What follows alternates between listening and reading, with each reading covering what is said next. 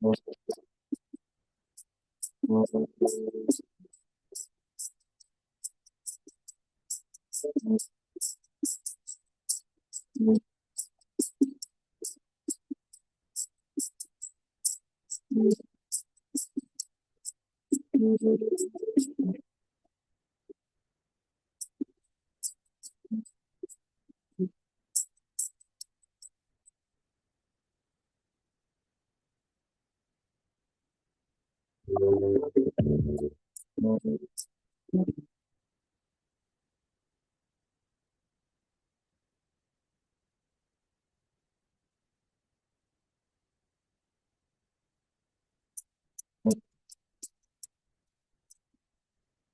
ಕೂಟದ ಆರಂಭದ ಪ್ರಾರ್ಥನೆಯನ್ನು ಬ್ರದರ್ ಥಾಮಸ್ ಮೈಸೂರಿನವರು ಮುಂದೆ ಬಂದು ಪ್ರಾರ್ಥನೆ ನಡೆಸಬೇಕಾಗಿ ಸಭೆ ಪರವರಲ್ಲಿ ಕೇಳಿಕೊಳ್ಳಿ.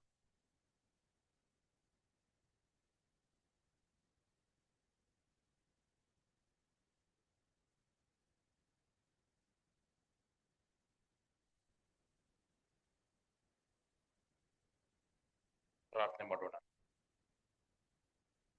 ಕೃಪೆಯುಳ್ಳ ನಮ್ಮ ತಂದೆಯಾದಂಥ ಯೆಹೋವ ದೇವರೇ, ಇಂದು ನಾವು ಕೃತಜ್ಞತಾ ಹೃದಯದಿಂದ ನಿಮ್ಮ ಮುಂದೆ ಬಂದಿದ್ದೇವೆ.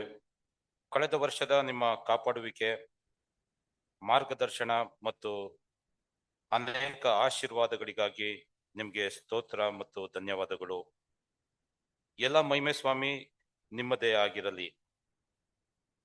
ಪ್ರಭುವೇ, ಸರ್ವಶಕ್ತ ಏಕೈಕ ದೇವರಾದಂಥ ಯೆಹೋವನಾದ ನಿನ್ನನ್ನು ನಾವು ನಂಬುತ್ತೇವೆ. ನೀನು ಕಳುಹಿಸಿಕೊಟ್ಟಂತ ನಿನ್ನ ಏಕಪುತ್ರನು, ನಮ್ಮ ರಕ್ಷಕನು ಒಡೆಯನೂ ಆದಂಥ ಯೇಸು ಕ್ರಿಸ್ತನನ್ನ ನಂಬುತ್ತೇವೆ. ಅವರು ನಮಗಾಗಿ ತೊಂದರೆ ಅನುಭವಿಸಿದರು, ಸತ್ತರು ಮತ್ತು ನೀನು ಅವರನ್ನು ಜೀವಿತ ರೂಪದಲ್ಲಿ ಎಬ್ಬಿಸಿದ್ದೀರಿ ಎಂದು ನಾವು ನಂಬುತ್ತೇವೆ. ಅವರ ಮೂಲಕ ನಮಗೆ ಕ್ಷಮೆ, ರಕ್ಷಣೆಯು ಮತ್ತು ನಿತ್ಯ ಜೀವದ ನಿರೀಕ್ಷೆಯೂ ಇದೆ ಸ್ವಾಮಿ. ಇಂದು ನಡೆಯುತ್ತಿರುವಂತ ಈ ಕೃತಜ್ಞತಾ ಸಭೆಯನ್ನು ಆಶೀರ್ವದಿಸಿದ್ದಕ್ಕಾಗಿ ನಿಮಗೆ ಧನ್ಯವಾದಗಳು. ತಂದೆಯೇ, ಈ ಮಹಾಸಭೆಯನ್ನು ಆಯೋಜಿಸಿರುವಂತ ಡಾನ್ ಸಭೆಯ ಪ್ರತಿಯೊಬ್ಬ ಹಿರಿಯ ಸೋದರ ಸೋದರಿಯರು ಮತ್ತು ಆ ಸಭೆಯ ಪ್ರತಿಯೊಬ್ಬ ಸದಸ್ಯರುಗಳನ್ನು ಈ ಸಮಯದಲ್ಲಿ ನೆನೆಸಿಕೊಳ್ಳುತ್ತೇನೆ ಸ್ವಾಮಿ. ಕಳೆದ ವರ್ಷದಲ್ಲಿ ನೀನು ಆ ಸಭೆಗೆ ಮಾಡಿದಂತ ಎಲ್ಲ ಉಪಕಾರಗಳನ್ನ ನೆನೆಸಿ, ನೀನು ಅವರನ್ನು ನಡೆಸಿದಂತ ರೀತಿ ನೀತಿಗಳನ್ನ ಕೊಂಡಾಡುತ್ತಾ, ಅವರಿಗೆ ಕೊಟ್ಟಂತ ಆರೋಗ್ಯ ಭಾಗಕ್ಕಾಗಿ ಮತ್ತು ಎಲ್ಲ ವಿಚಾರಕ್ಕಾಗಿ ಅವರು ನಿನ್ನನ್ನು ನೆನೆಸಿಕೊಂಡು ಈ ಒಂದು ಮಹಾ ಕೃತಜ್ಞತಾ ಸಭೆಯನ್ನು ಆಯೋಜಿಸಿದ್ದಾರೆ ಸ್ವಾಮಿ. ಅವರ ಪರಿಶ್ರಮ, ಅವರ ಪ್ರಾರ್ಥನೆಗಳು, ತಂದೆಯೇ, ಅವರ ಸಮಯ, ಅವರ ಎಲ್ಲ ವಿಚಾರಗಳನ್ನು ನೀನು ಬಲ್ಲವನಾಗಿದ್ದಿ ಸ್ವಾಮಿ. ಆ ಸಭೆಯನ್ನು, ಆ ಸಭೆಯ ಸದಸ್ಯರುಗಳನ್ನು ಏರಳವಾಗಿ ನೀನು ಆಶೀರ್ವದಿಸಿ, ತಂದೆಯೇ, ಮುಂದಿನ ವರ್ಷಗಳಲ್ಲೂ ಸಹ ನೀನು ಅದ್ಭುತವಾದಂಥ ರೀತಿಯಲ್ಲಿ ಆ ಸಭೆಯಲ್ಲಿ ಕಾರ್ಯ ಮಾಡುತ್ತಾ ನಿನ್ನ ನಾಮವನ್ನು ಮಹಿಮೆ ಪಡಿಸಿಕೊಳ್ಳಬೇಕಾಗಿ ನಿನ್ನಲ್ಲಿ ಅಡ್ಡಬಿದ್ದು ಬೇಡಿಕೊಳ್ಳುತ್ತೇವೆ ಸ್ವಾಮಿ. ಹೌದು ಸ್ವಾಮಿ, ಈ ದಿನ ಉದಯ ಕಾಲದಿಂದ ಸಹೋದರರ ಮುಖಾಂತರ ಪರಲೋಕದ ವಿಷಯಗಳನ್ನ ನಮಗೆ ವಾಕ್ಯಗಳ ಆಧಾರದ ಮೇಲೆ ತಿಳಿಯಪಡಿಸುತ್ತಿದ್ದಿ ಸ್ವಾಮಿ. ತಂದೆಯೇ, ಈಗ 2ನೇ ಉಪನ್ಯಾಸಕ್ಕಾಗಿಯೂ ತಂದೆಯ ಸಹೋದರರು ಮಾತಾಡುವುದಕ್ಕಿದ್ದಾರೆ ಸ್ವಾಮಿ. ಆ ಸಹೋದರನನ್ನ ಏರಳವಾಗಿ ಆಶೀರ್ವದಿಸು ತಂದೆಯೇ. ಆತನು ಮಾತಾಡುತ್ತಿರುವಂತ ವಿಷಯಗಳು ಆತನ ಸ್ವಂತ ವಿಷಯವಲ್ಲ ಸ್ವಾಮಿ, ಅದು ಸತ್ಯವಾಕ್ಯದಲ್ಲಿ ಅಡಕವಾಗಿರುವಂತ ನಿನ್ನ ಯೋಜನೆಗಳನ್ನು ತಂದೆಯೇ ಆತನು ತಿಳಿಸುತ್ತಿರುವಂತ ವಿಚಾರವಾಗಿರುವುದರಿಂದ ತಂದೆಯೇ, ಅದನ್ನು ನಾವು ಕೇಳಿ ನಮ್ಮ ಸ್ವೀಕೃತ ಹೃದಯದಲ್ಲಿ ಇಟ್ಟುಕೊಂಡು ತಂದೆಯೇ ಅದನ್ನು ಅಧ್ಯಯನ ಮಾಡುತ್ತಾ ನಾವು ಆಧ್ಯಾತ್ಮಿಕ ಲಾಭವನ್ನ ಅದರ ಮುಖಾಂತರ ಪಡೆದುಕೊಳ್ಳುವಂತೆ ನೀನು ಕರುಣಿಸಿ ನಡೆಸಬೇಕಾಗಿ ಬೇಡಿಕೊಳ್ಳುತ್ತೇನೆ ಸ್ವಾಮಿ. ಈ ಒಂದು ಮಹಾಸಭೆಗೆ ಬಂದಿರುವಂತ ಪ್ರತಿಯೊಬ್ಬ ಸಹೋದರ ಸಹೋದರಿಯರ ಮೇಲೆಯೂ ನಿನ್ನ ವಿಶೇಷವಾದಂತ ಕೃಪೆ ಇರಲಿ ಸ್ವಾಮಿ. ತಂದೆ, ನಾವು ಕಲಿಯುವಂತ ವಿಚಾರಗಳನ್ನ ನಾವು ಇಲ್ಲೇ ಮರೆತು ಹೋಗದಂತೆ, ಅದು ನಮ್ಮ ಕಾಲಿಗೆ ದೀಪವು ಮಾರ್ಗಕ್ಕೆ ಬೆಳಕಾಗಿದ್ದು ನಮ್ಮ ಜೀವನ ಪರ್ಯಂತರ ಅವುಗಳು ನಮಗೆ ಆಧಾರವಾಗಿದ್ದು ನಮ್ಮನ್ನು ನಡೆಸುವಂತೆ ನೀನು ಕಾರ್ಯ ಮಾಡಬೇಕಾಗಿ ನಿನ್ನಲ್ಲಿ ಬೇಡಿಕೊಳ್ಳುತ್ತೇನೆ ಸ್ವಾಮಿ. ಹೇಗೂ ಸ್ವಾಮಿ, ಈ ಕೂಟದ ಆದಿಯು ಅಂತ್ಯವು ನೀನಾಗಿದ್ದು ನಮ್ಮನ್ನು ನಡೆಸಿಕೊಡಬೇಕೆಂದು ನಿನ್ನ ಒಬ್ಬನೇ ಮಗನು, ನಮ್ಮ ಕರ್ತನು, ಒಡೆಯನು, ರಕ್ಷಕನು, ವಿಮೋಚಕನಾದಂಥ ಯೇಸು ಕ್ರಿಸ್ತನ ಮುದ್ದಾದ ನಾಮದಲ್ಲಿ ಅತ್ಯಂತ ವಿನಯದಿಂದಲೂ ತಾಳ್ಮೆಯಿಂದಲೂ ವಿಧೇಯತೆಯಿಂದಲೂ ಬೇಡಿ ಹೊಂದಿದ್ದೇವೆ ತಂದೆಯೇ.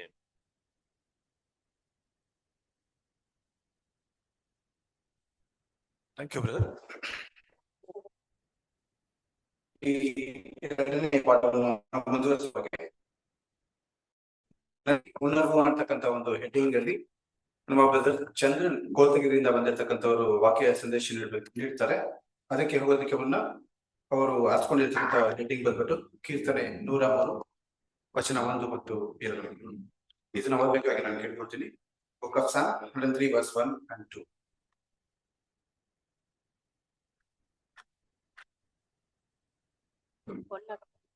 சங்கீதம் 103 சங்கீதம் 1-2 வசனங்கள். என் ஆத்துமாவே கர்த்தரை சோதரி, என் முழு உள்ளமே அவருடைய பரிசுத்த நாமத்தை சோதரி. என் ஆத்துமாவே கர்த்தரை சோதரி, அவர் செய்த சகல உபகாரங்களையும் மறவாதே. Thank you sister. ವಾಕ್ಯಕ್ಕೆ ನಾವು ಓದಿದಂತ ವಾಕ್ಯಗಳ ಆಧಾರದ ಮೇಲೆ ನಮ್ಮ ಮಧ್ಯದಲ್ಲಿ ಚಂದ್ರನ್ ಕೋತಗಿರಿ ಮುಂದೆ ಬಂದು ವಾಕ್ಯ ಸಂದೇಶ ನೀಡಬೇಕಾಗಿ ಸಭೆ ಪರವಾಗಿ ಅವರಲ್ಲಿ ಕೇಳ್ಕೊಳ್ಳಾಗಿದೆ.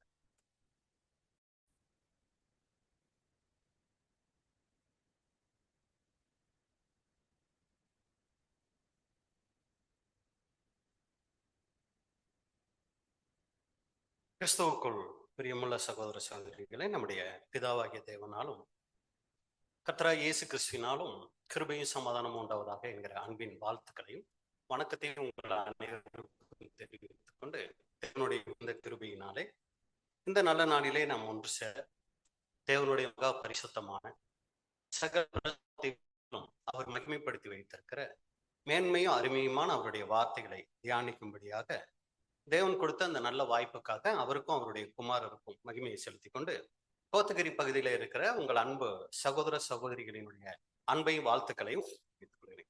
அன்புக்குரிய சகோதர சகோதரிகளே, ஒரு புதிய ஆண்டுக்குள் 2026 ஆண்டுக்குள்ள பிரவேசிச்சிருக்கிறோம். சகோதரர்களும் கூட நமக்கு தேங்க்ஸ் கிவிங் மீட்டிங் அரேஞ்ச் பண்ணியிருக்கிறாங்க. அப்ப இந்த மீட்டிங்கை நம்ம நல்ல முறையில இன்னைக்கு நம்ம பயன்படுத்தணும் அப்படின்னா நமக்கு நிச்சயமா ஒரு நல்ல குணலட்சணம் இருக்கணும். என்னங்க அது? நன்றி உணர்வு இருந்தா தான் இந்த ஒரு மீட்டிங்கை நம்ம அட்டன் பண்ணதுக்கு ஒரு அர்த்தம் இருக்கு. அப்ப தேவன் கடந்த நாட்களை நமக்கு செய்த நன்மைகளை நினைச்சு, அடுத்து இனி தேவன் நம்முடைய வாழ்க்கையில செய்ய போகிற காரியங்களையும் நினைச்சு நாம ஒரு நன்றி உணர்வோட இருந்தோம்னா இந்த ஒரு பாடம் கூட நமக்கு ரொம்ப பிரயோஜனமா இருக்கும். அதை மனதில் கொண்டுதான் இந்த பாடத்தை கூட நம்ம தயார்படுத்தி இருக்கிறோம். அப்ப நன்றி உணர்வு, இதற்கான ஆதார வசனம் சங்கீதம் 103 1 மற்றும் 2.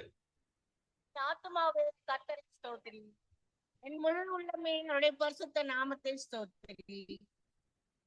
என் ஆத்துமாவே கர்த்தரை ஸ்தோத்திரி, அவர் செய்த சகல உபகாரங்களையும் மறவாதே.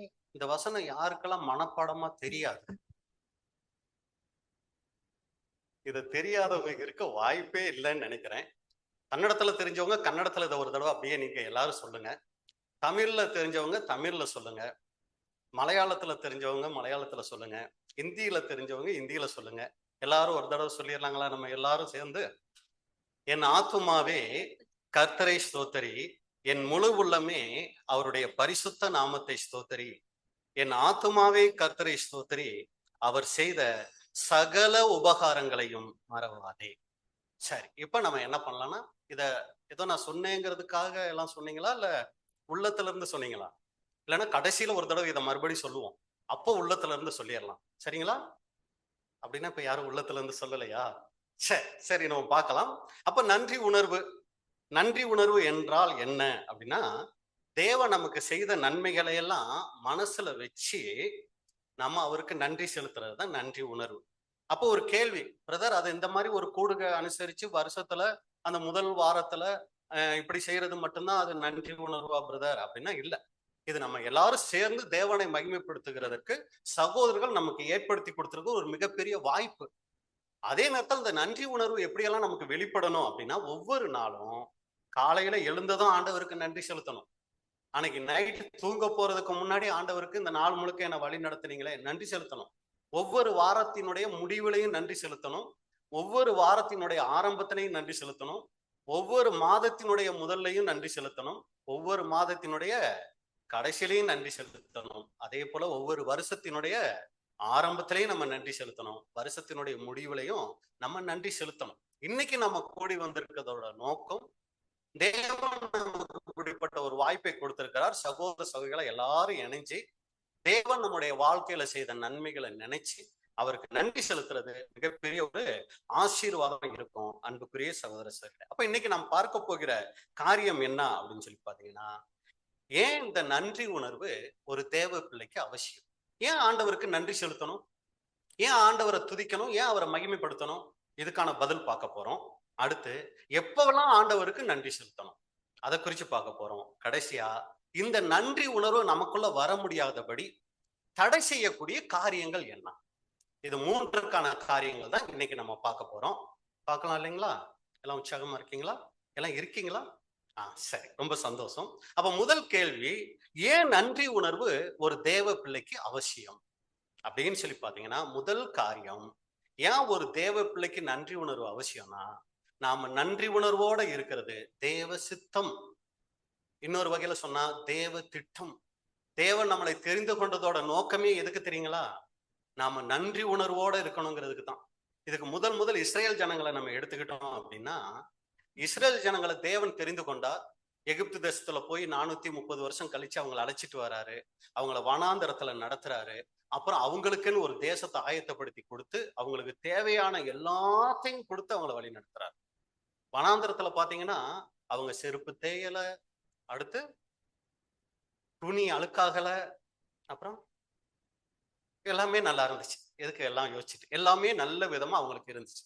இதெல்லாம் எதுக்கு தேவன் அவங்களுக்கு செஞ்சார் அப்படின்னா, அடுத்து அவங்க கானான் தேசம் வந்த பின்னாடி நியாயாதிபதிகள் மூலமா அவங்கள காப்பாத்துறாரு. ராஜாக்கள் வந்தாலும் காப்பாத்தாரு. நிறைய அந்நிய ஜனங்கள் அவங்கள சுற்றிலும் வந்து அவங்களுக்கு விரோதமா செயல்பட்ட போதிலும் ஒரு விசேஷித்த விதமா அவங்கள பாதுகாத்தார். நோக்கம் எதுக்காக தேவன் அதை செய்தார் அப்படிங்கும் போது, ஏசாயா 43ஆம் அதிகாரம் 21வது வசனம். ஏசாயா 43:21.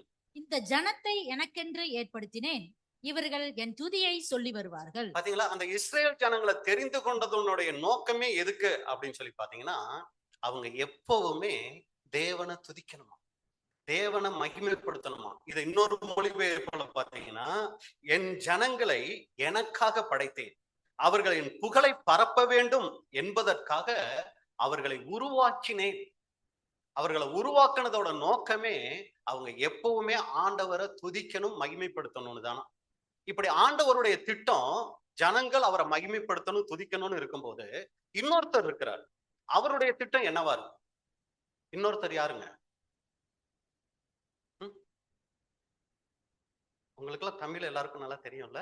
சரி, தேவன் ஒரு பக்கம் தன்னுடைய ஜனங்கள் எல்லா நேரத்திலையும் அவரை துதிக்கணுங்கிறது அவருடைய திட்டமா இருக்கும்போது, இன்னொருத்தர் இருக்கிறாரு. அவர் யாரு? சாத்தான். இவருடைய திட்டம் என்னவா இருக்கும்?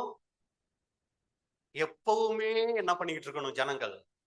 முறுமுறுத்துக்கிட்டு, குறை பேசிட்டு, சலிச்சுக்கிட்டு, சரிங்களா, கோவப்பட்டுக்கிட்டு, அதுக்கு ஒரே வார்த்தையில சொன்னா எப்பவுமே டென்ஷன், சரிங்களா, இப்படியே இருக்கணும் அப்படிங்கிறது சாத்தானுடைய திட்டம்.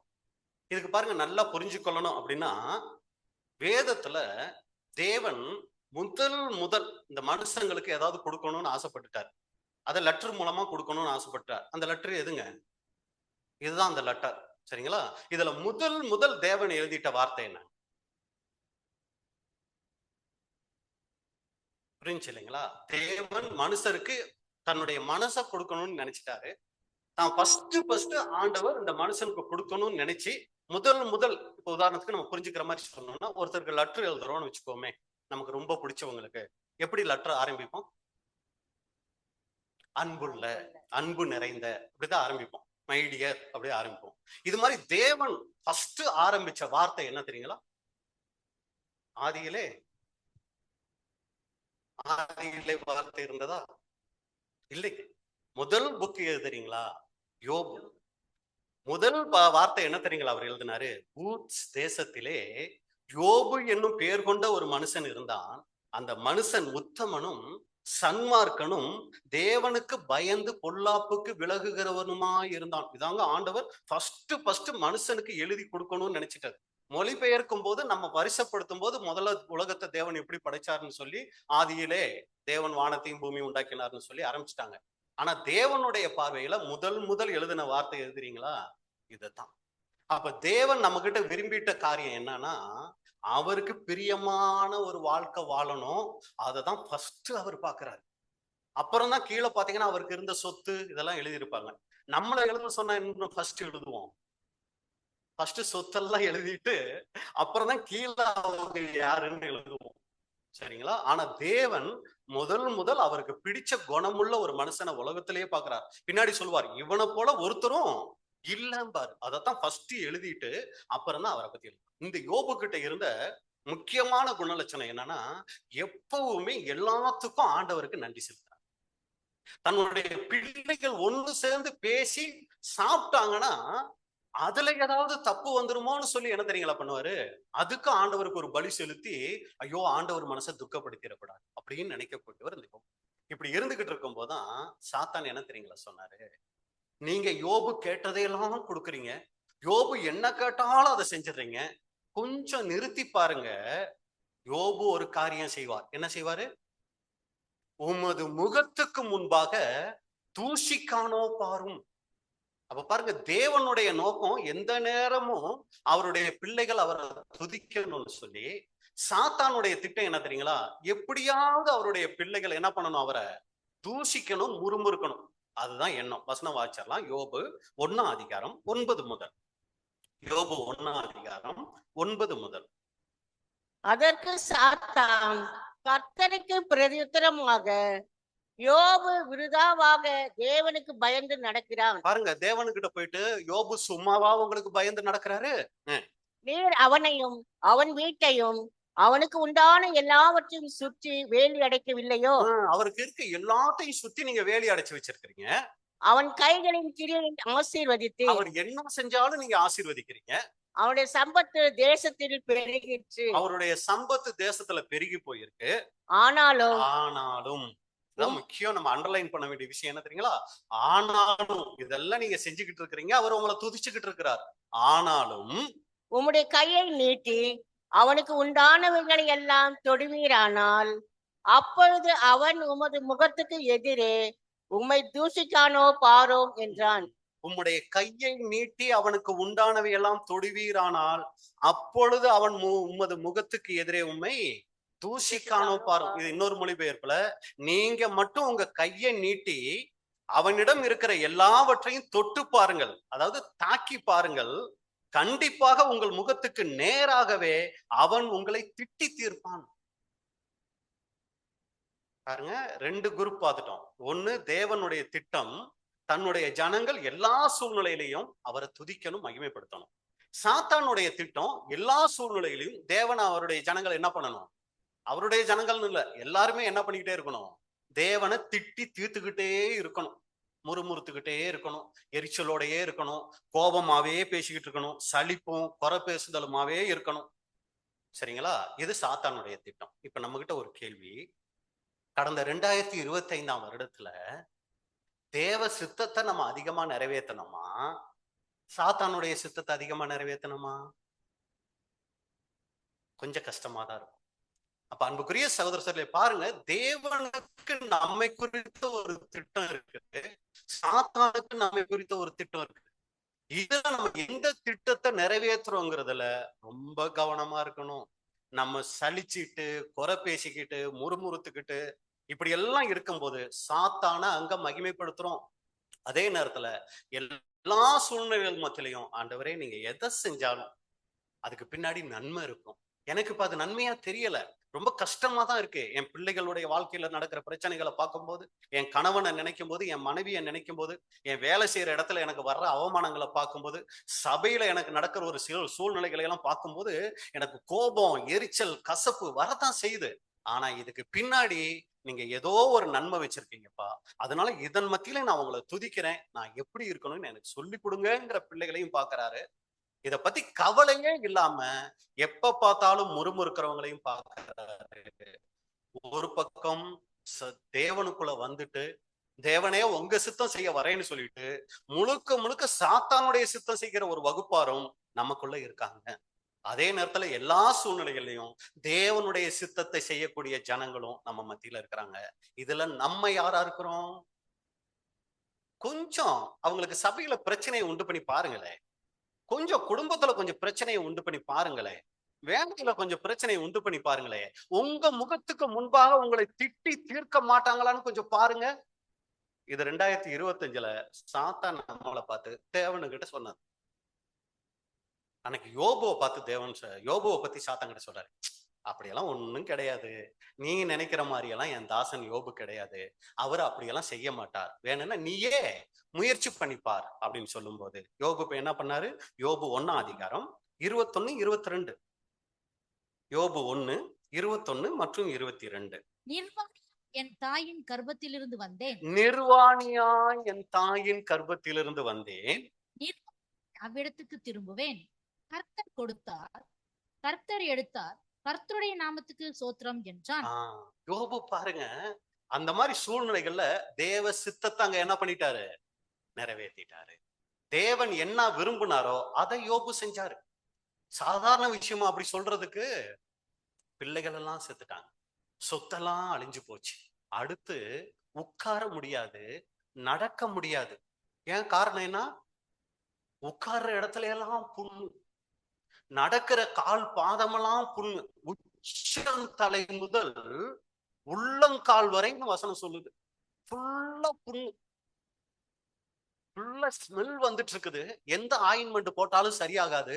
அதனால சாம்பலை எடுத்து என்ன பண்ணிக்கிட்டே இருக்கிறாரு? ஆயின்மெண்ட் மாதிரி வச்சு வச்சு அந்த சலமெல்லாம் வர்றத, அப்படியே அந்த நீர் நீரா வர்றதையெல்லாம் சாம்பல் வச்சு அடைச்சுக்கிட்டு இருக்கிறாரு. முறுமுறுப்பு வரல. இதன் மத்தியிலையும் அவர் ஆண்டவரை துதிக்கிறார். என்ன காரணம் தெரியுங்களா? அவர் ஆரம்பத்தை மறக்கல. நான் எப்படி வந்தேங்கிறத அவர் மறக்கல. நிர்வாணியா தான் வந்தேன், கடைசியா நிர்வாணியா தான் போறேன். நம்ம பாஷையில சொல்லணும்னா, ஒண்ணு இல்லாம நான் வந்தேன், ஒண்ணு இல்லாம தான் நான் போக போறேங்கிற எண்ணம் அவரை ஆண்டவரை துதிக்க வச்சுச்சு. நம்ம ஏன் தெரியுங்களா நிறைய நேரம் முறுமுறுக்கிறோம்? வந்தது என்னமோ சும்மாதான், ஆனா நம்ம மனசுல இப்ப என்ன ஆயிட்டு இருக்குது? சும்மாவா வந்தேன்? நான் எவ்வளவு வச்சிட்டு இருக்கிறேன், எங்க அப்பா எவ்வளவு வச்சிட்டு இருக்கிறாரு, எனக்கு எவ்வளவு இருக்கு, என் பிள்ளைங்களுக்கு எவ்வளவு இருக்கு. என்ன நினைச்சுக்கிறோம் அப்படின்னா, நம்ம நிர்வாணி வந்ததை மறந்துட்டோம். அதனாலதான் நிறைய நேரங்கள்ல நம்மளால துதிக்க முடியல. அடுத்து நம்ம எப்படி முடிக்க போறோங்கிறதையும் மறந்துட்டோம். என்னமோ இப்ப இருக்கிற வாழ்க்கைய அப்படியே எத்தனை வருஷத்துக்கு தெரியல, அப்படியே இருப்போம் நம்ம நினைச்சுக்கிறதுனாலதான் நம்ம நிறைய நேரங்கள்ல துதிக்க முடியல. அப்ப அன்புக்குரிய சகோதரர்களே, இங்க யோபுவை நம்ம பாக்குறோம். தேவ திட்டத்தை அவர் நிறைவேற்றி வச்சார். இதெல்லாம் எதுக்கு பார்த்துட்டு இருக்கிறோம்? ஏன் நன்றி உணர்வு ஒரு தேவ பிள்ளைக்கு அவசியம்னா, அது தேவன் நம்மை குறித்து வைத்திருக்கிற அவருடைய திட்டம். இன்னொரு வசனம் பாருங்க, தெளிவா அது சொல்லுது. 1 தெசலோனிக்கேயர் 5:18. 1 தெசலோனிக்கேயர் 5ஆம் அதிகாரம் 18வது வசனம். எல்லாவற்றிலேயும் ஸ்தோத்திரம் செய்யுங்கள். எல்லாவற்றிலேயும் ஸ்தோத்திரம் செய்யுங்க. அப்படி செய்வது கிறிஸ்து இயேசுவுக்குள் உங்களை குறித்து தேவனுடைய சித்தமா இருக்கிறது. நீங்க அப்படி ஸ்தோத்திரம் செய்யறதுதான் தேவனுடைய சித்தமா இருக்குது. இதுக்கு பழைய ஏற்பாட்டிலேயே நல்ல உதாரணம் தாவீது. ரொம்ப நெருக்கமான சூழ்நிலை. சவுல் ஒரு பக்கம் இவரை கொல்றதுக்கு தேடுறாரு, அடைக்கலம் தேடி போறாரு பெலிஸ்திய ராஜா கிட்ட. அங்க போன உடனே கண்டுபிடிச்சிட்டாங்க, இவன் கோலியாத்த கொன்னவே இல்ல அப்படின்னு. உடனே ஐயோ நம்மளை கொன்னுருவாங்களோன்னு சொல்லி அந்த இடத்துல ஒரு பைத்தியக்காரன் வேஷம் போடுறாரு தாவீது. நுரையெல்லாம் தள்ளுற மாதிரி, கதவை கீறுற மாதிரி சொன்ன உடனே வெளியே துரத்தி விட்டுறாங்க தாவீத. பாருங்க, வெளியே போனா சவுல் கொன்னுருவாரு. கொலைக்கலான்னு வந்த பெலிஸ்திய ராஜா கிட்ட இருந்து இப்ப வெளியே வந்தாச்சு. இந்த மாதிரி சூழ்நிலையில ஒருத்தரால துதிக்க முடியுமா? இந்த சூழ்நிலையில தாவீது என்ன தெரியுங்களா பண்ணாரு? சங்கீதம் 34 நம்ம காலையில வாசிச்சோம். கர்த்தரை எக்காலத்திலும் ஸ்தோத்தரிப்பேன், அவர் துதி எப்போதும் என் வாயில் இருக்கு. அதனாலதான் தேவன் சொன்னாரு, தாவீத போல எனக்கு பிரியமான மனுஷன் யாரும் இல்லை, எனக்கு சித்தமானவைகளை எல்லாம் செய்வான். நீங்க அப்போஸ்தலர் 13:22 குறிச்சு வச்சுக்கோங்க. அங்க தாவீதை குறிச்சு சாட்சி கொடுக்கிறாரு. தாவீது எனக்கு சித்தமானவைகள் எல்லாம் செய்வார். அது என்ன சித்தமானவைகள்? எந்த சூழ்நிலையிலையும் என்னை என்ன பண்ணுவாரு? துதிப்பார். அப்ப இதுதான் நம்ம பார்த்துக்கோம். முதல் காரியம், ஏன் நன்றி உணர்வு ஒரு தேவனுடைய பிள்ளை அவசியம்னா, அது தேவனுடைய திட்டம், தேவனுடைய சித்தம் நம்மை. ரெண்டாவது, ஏன் நன்றி உணர்வு ஒரு தேவனுடைய பிள்ளைக்கு அவசியம்னா, வேதம் சொல்லுது நாம நன்றி உணர்வு உள்ளவங்களா இருக்கணுமா. கொலோசையர் 3ஆம் அதிகாரம் 15வது வசனம். கொலோசையர் 3:15. கொலைசியர் 3:15 தேவ சமாதானம் உங்கள் இருதயங்களில் ஆளக்கடவது. இதற்கென்றே நீங்கள் ஒரே சரீரமாக அழைக்கப்பட்டீர்கள். நன்றி அறிதல் உள்ளவர்களுமாய் இருங்கள். நன்றி அறிதல் உள்ளவர்களுமாய் இருங்கள். அப்ப இதுல இருந்து நம்ம புரிஞ்சுக்கிற காரியம், வெறும் தேவனுக்கிட்ட மட்டும் நன்றி உணர்வு உள்ளவங்களா இருந்தா பத்தாது. சக மனிதர்கள்கிட்ட, சக சகோதர சகோதரிகள் கிட்டே நம்ம எப்படி இருக்கணும்? நன்றி உணர்வு உள்ளவங்களா இருப்போம். டெய்லி ஜெபிச்சிருவோம், ஆண்டவரே நீர் செய்த சகல உபகாரங்களுக்கும் நன்றின்னு சொல்றது ரொம்ப ஈஸி. ஆனா சகோதரன் சகோதரி நமக்கு செய்த நன்மைய நிறைய நேரங்கள்ல மறந்துடுவோம். நன்றி உணர்வு போயிடும். அப்படி சக சகோதர சகோதரிகள் செய்த நன்மையை மறந்துட்டு அதுக்கு நன்றி இல்லாம இருந்துகிட்டு ஆண்டவருக்கு எவ்வளவுதான் நம்ம நன்றி செலுத்தினாலும் ஆண்டவர் அதுல மயங்க மாட்டார். ஒரு சமயம் நீங்க ஆண்டவருக்கு அதிகமா நன்றி செலுத்தாதவங்களா இருக்கலாம். ஆனா சக சகோதர சகோதரிகள் கிட்ட, சக மனிதர்கள்கிட்ட அவங்க செஞ்ச நன்றியை மறக்காம இருந்தீங்கன்னு வைங்க, அதை தேவன் பார்க்கிறார், அதுல சந்தோஷப்படுறார். இன்னைக்கு நிறைய பேரு ஆரம்பத்துல சத்தியம் கேட்டு வரும்போது இருக்கிற நன்றி உணர்வு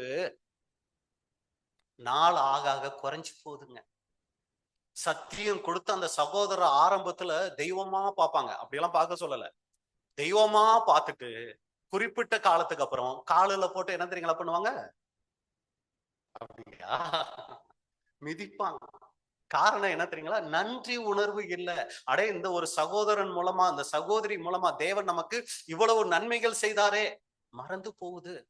வஞ்சனைக்குள்ள இருக்கோங்க. நம்ம என்னமோ நினைச்சுக்கிறோம், தேவ சித்தத்தை செஞ்சுட்டு இருக்கிறோம், தேவ பிள்ளைகளா இருந்துட்டு இருக்கிறோம், சத்தியத்துக்களை இருக்கிறோம், செத்தா எங்க போயிடுவோம்?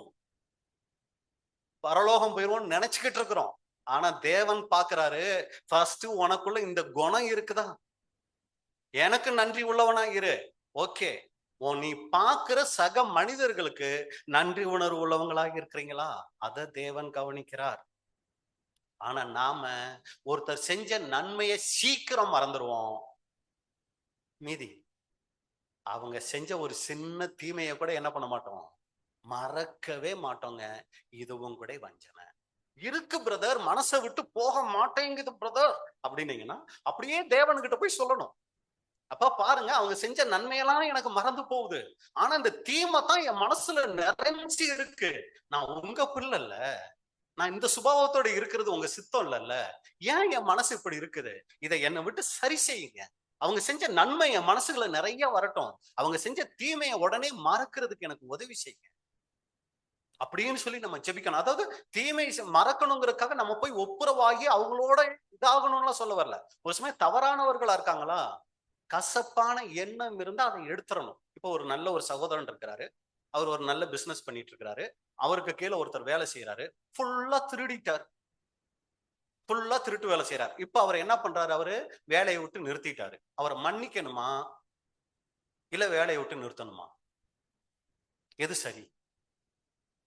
இல்ல பிரதர், என்ன ஆண்டவர் எவ்வளோ மன்னிச்சிருக்கிறாரு, அதனால அவரையும் நான் மன்னிச்சு மறுபடியும் வேலையில வைக்கிறேன்னா மறுபடியும் அவர் என்ன பண்ணுவாரு? திருடத்தான் செய்வார். என்ன பண்ணணும்? மன்னிக்கணும். அதே நேரத்துல பிரதர், நீங்க இனி வேலையை செய்ய வேண்டாம், உங்க மேல எனக்கு எந்த இதுவும் இல்லை, நீங்க தயவு செஞ்சு என்ன பண்ணுங்க, வேலையை விட்டு நின்னுருங்க. புரியுதுங்களா உங்களுக்கு வித்தியாசம்? அதாவது மன்னிக்கணும் மன்னிக்கணும், எல்லாருக்கும் நன்றி உணர்வா இருக்கணும்னு போய் அப்படியே அவங்க தப்பு செஞ்சதையெல்லாம் நம்ம இது பண்ணிக்கணும்னு நான் சொல்ல வரலைங்க. யாரை குறித்து எந்த கசப்புணர்வையும் உள்ளுக்குள்ள வைக்காம, அதே நேரத்துல ரொம்ப தவறுகள் அவங்களால பாதிக்கப்படுறோமா, நம்ம உறவை தவிர்த்துட்டு நன்றி உணர்வை என்னைக்குமே நம்ம என்ன பண்ணிடக்கூடாதுன்னா இழந்துடக்கூடாது. அப்ப அன்புக்குரிய சகோதரரே, முதல் காரியம், நாம நன்றி உணர்வோட இருக்க வேண்டியது தேவ சித்தம். ரெண்டாவது, நாம் நன்றி உணர்வோட இருக்கணும்னு வேதம் நமக்கு கட்டளை கொடுக்குது, போதனை பண்ணுது. மூணாவது, இந்த நன்றி உணர்வு ஏன் ஒரு தேவ பிள்ளைக்கு அவசியம்னா, அது ஆவிக்குரிய குணலட்சணம். நாம தேவ சுபாவத்துக்காக அழைக்கப்பட்டிருக்கிறோம் இல்லைங்களா? இந்த தேவ சுபாவத்துக்கு அழைக்கப்பட்டிருக்கிற ஒவ்வொரு பிள்ளைகளுக்கும் இருக்க வேண்டிய முக்கியமான குணலட்சணம் நன்றி உணர்வு. 2 தீமோத்தேயு 3ஆம் அதிகாரம் 1-2 வசனம். 2 தீமோத்தேயு 3:1-2. மேலும் கடைசி நாட்களில் கொடிய காலங்கள் வரும் என்று அறிவாயாக. நல்லா கவனிங்க. நான் ஆரம்பத்துல சொன்னேன் தெரியுங்களா, சாத்தானுடைய திட்டம் ஒண்ணு இருக்கு, தேவ திட்டம் ஒண்ணு இருக்குன்னு. சாத்தானுடைய திட்டம் கடைசி நாட்கள்ல தேவனுடைய பிள்ளைகள் எப்படி இருக்கணுங்கிறது சாத்தானுடைய திட்டத்தை இந்த வசனம் சொல்லுது. தேவ பிள்ளைகள் எப்படி எல்லாம் இருப்பாங்களாம் பாருங்க, வாசிங்க 2வது வசனம். எப்படி எனில் மனுஷர்கள் தற்பிரியராயும். பாருங்க, தற்பிரியரா இருக்கிறது யாருடைய சித்தம்? அது சாத்தானுடைய சித்தம். அப்படி நம்ம இருக்கக்கூடாதுங்கிறது தேவ சித்தம். தற்பிரியராயும், பணப்பிரியராயும், வீம்புக்காரராயும், அகந்தை உள்ளவர்களாயும், தூஷிக்கிறவர்களாயும், தாய் தகப்பன்மாருக்கு கீழ்ப்படியாதவர்களும், நன்றி அறியாதவர்களாயும், பரிசுத்தமில்லாதவர்களாயும். கீழே ஒரு பெரிய லிஸ்டே போகுது. நம்ம இன்னைக்கு பாடத்துக்கு தகுந்த மாதிரி நம்ம எடுத்துக்கும் போது இதுல கவனிக்க வேண்டியது பாத்தீங்களா, தூஷிக்கிறவர்களாயும். எப்பவுமே தூஷிச்சுக்கிட்டே இருக்கணும். அப்ப யார் மகிமைப்படுவாங்க? சாத்தான் மகிமைப்படும். அதே மாதிரி நன்றி உணர்வே நமக்கு இல்ல இருந்தா சாத்தான் அங்க மகிமைப்படுவான். இப்படி நாம இருக்கக்கூடாது. கீழே பவுல் இதை முடிக்கும் போது என்ன தெரியுங்களா சொல்லுவாரு, இப்படிப்பட்டவர்களை விட்டு விலகு. அப்ப இப்படிப்பட்ட சுபாவம் நமக்குள்ள இருந்தா அந்த சுபாவத்தை நம்மளை விட்டு விலக்கணும். இதான் அங்க சொல்ல வர முக்கியமான ஒரு காரியமா இருக்குது. அப்ப அன்புக்குரிய சகோதர சகோதரிகளே, நன்றி உணர்வு ஒரு ஆவிக்குரிய குணலட்சணம்.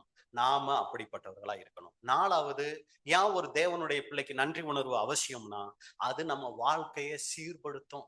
நன்றி உணர்வு நமக்கு இருந்துச்சுன்னு வைங்களே, ஒரு தவறு செய்ய போறோம்னா, ஆண்டவர் எனக்கு இவ்வளவு நன்மை செஞ்சிருக்கும் போது நான் எப்படி இந்த மாதிரி ஒரு தப்பை செய்யறது? அவர் மனசு துக்கப்படுமே. எனக்கு இவ்வளவுலாம் செஞ்சிருக்கிறாரே, அவர் மனசை நான் வேதனைப்படுத்தலாமா? இந்த நன்றி உணர்வு இருந்தா அது நம்ம வாழ்க்கையில வருகிற தவறுகளை மேற்கொள்றதுக்கும் நம்ம வாழ்க்கையை சீர்படுத்துறதுக்கும் அது உதவி செய்யும். உலகத்திலேயே பாருங்க, ஒரு மனுஷர் ஒருத்தர் வீட்டுல நல்லா சாப்பிட்டுட்டு இருந்திருந்தாங்கன்னா அவங்கள கூப்பிட்டு அந்த வீட்டுக்கு விரோதமா ஏதாவது செய்ய சொன்னா என்ன சொல்லுவாங்க? நான் அவங்களுக்கு விரோதமா எதுவும் செய்ய மாட்டேன், ஏன்னா அவங்க வீட்டுல என்ன பண்ணிருக்கிறேன்? சாப்பாடு சாப்பிட்டுருக்கேன்னு சொல்லுவாங்க, உப்பு சாப்பிட்டுருக்கேன்னு சொல்லுவாங்க. சரிங்களா?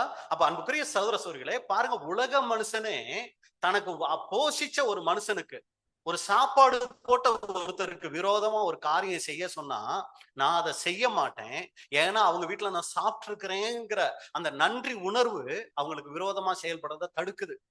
இவ்வளவு நன்மைகள் செய்து இவ்வளவு சத்தியங்கள் கொடுத்து ஆண்டவர் நம்மளை அழைச்சிட்டு வந்திருக்கிறாரே, இவருக்கு நன்றி உணர்வோட நம்ம இருந்தோம்னா நம்ம வாழ்க்கையில தவறுகள் நம்மளை விட்டு போய்கிட்டே இருக்கும். ஏன்னா தேவன் மனசை இப்படி பிரதர் துக்கப்படுத்துறது, நான் இப்படி பண்ணிக்கிட்டு இருந்தேன்னா எனக்கு இவ்வளவு சத்தியம் கொடுத்து அழைச்சிருக்கிறார் பிரதர்.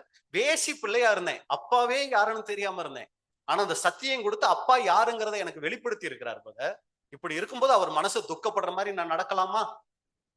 இந்த நன்றி உணர்வு நமக்குள்ள பாவங்கள் வர்றத அது தடுக்கும்.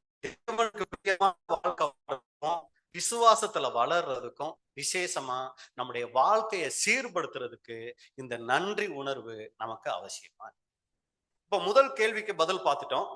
ஏன் நன்றி உணர்வு ஒரு தேவனுடைய பிள்ளைக்கு அவசியம்னா, அது தேவ திட்டம். அடுத்து வேதம் போதிக்குது.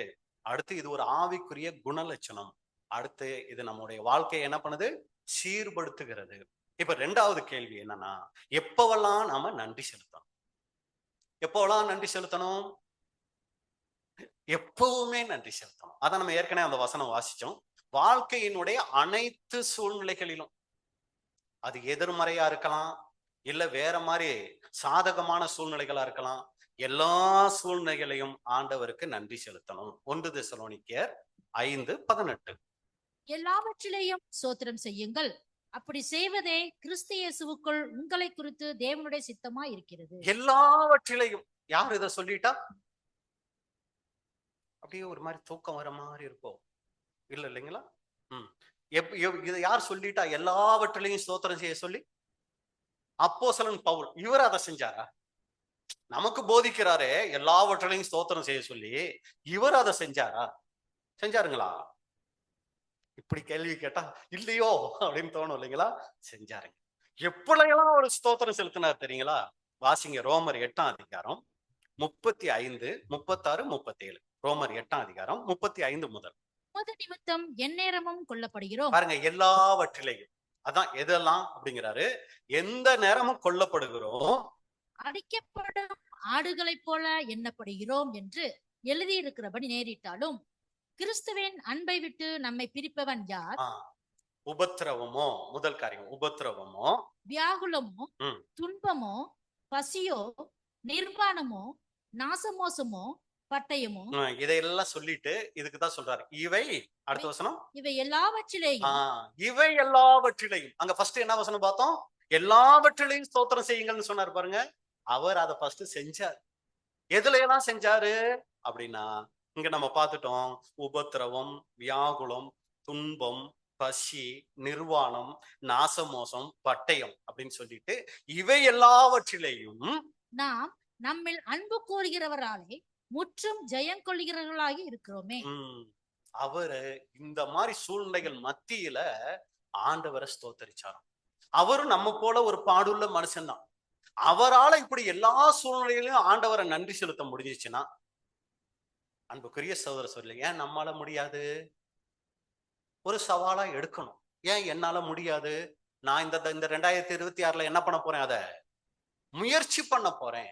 அதுக்கு தேவனுடைய உதவி. தேவனே எனக்கு உங்க பரிசுத்தாவிய அதிகமா தாங்க. நான் இந்த வருஷம் முழுக்க உங்களுக்கு நன்றி அறிதல் உள்ளவளா இருக்கிறதுக்கு எனக்கு உதவி செய்யுங்கிறது நம்மளுடைய ஒரு தீர்மானமா, ஒரு நோக்கமா இருக்கு.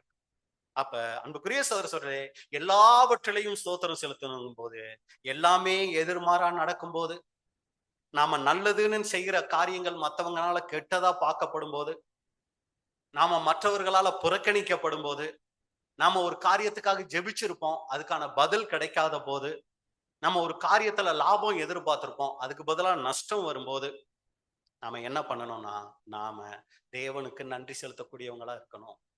முடியலையே பிரதர், எனக்கு அந்த மாதிரி எதிர்மறையான சூழ்நிலை வரும்போது நன்றி செலுத்த முடியலையே, அது எப்படி பிரதர் அதன் மத்தியில நன்றி செலுத்துறது? எல்லாமே தீமையா தெரியுதேன்னா, இதுக்கு ஒரு சம்பவத்தை உங்களுக்கு சொன்னா உங்களுக்கு புரியும். உண்மையில நடந்த ஒரு சம்பவம். ஒரு சகோதரி திருமணமாகி ஒரு வீட்டுக்கு போறாங்க. எல்லாரும் இருக்கீங்கல்ல? ஒரு சகோதரி திருமணமாகி ஒரு வீட்டுக்கு போறாங்க. அந்த வீட்டுல பாத்தீங்கன்னா, அந்த சகோதரனுடைய அப்பா இறந்துட்டாரு, அம்மா மட்டும்தான் இருக்கிறாங்க. இப்ப அந்த அம்மா, மகன், மருமகன் 3 பேர் தான் அந்த வீட்டுல இருக்கிறாங்க. இப்ப அந்த அம்மா எப்படி சின்ன வயசுல இருந்தே கணவர் இறந்துட்டதுனால சின்ன வயசுல இருந்தே அந்த பையனை எப்படி வளர்த்துட்டு இருக்காங்கன்னா, ரொம்ப ஸ்ட்ரிக்டா வளர்த்துருக்காங்க. வானா வரணும், உட்காருனா உட்காரணும், எந்திரினா எந்திரிக்கணும், இப்படியே வளர்த்துட்டாங்க. இப்ப திருமணம் ஆகி போயிடுச்சு இல்லைங்களா? இப்ப இந்த அம்மாவுக்கு எத்தனை பேர் கிடைச்சிட்டாங்க? 2 பேர் கிடைச்சிட்டாங்க. இப்ப மகனும் தான் வானா வரணும், உட்காருனா உட்காரணும். மருமகனும் இப்ப என்ன பண்ணணும்? வானா உட்காரணும், வானா வரணும், உட்காருனா உட்காரணும். யார் இதை ஏத்துக்குவா, யார் ஏத்துக்க மாட்டா? மகன் ஏத்துக்குவார். அம்மாவாச்சு சின்ன வயசுல இருந்து கஷ்டப்பட்டு வளர்த்துட்டாங்க, வேற வழி இல்லை, அவரு ஏத்துக்குவாரு. யாரு ஏத்துக்க மாட்டா? நல்லா பார்த்தாலே நாங்க என்ன பண்ண மாட்டோம்?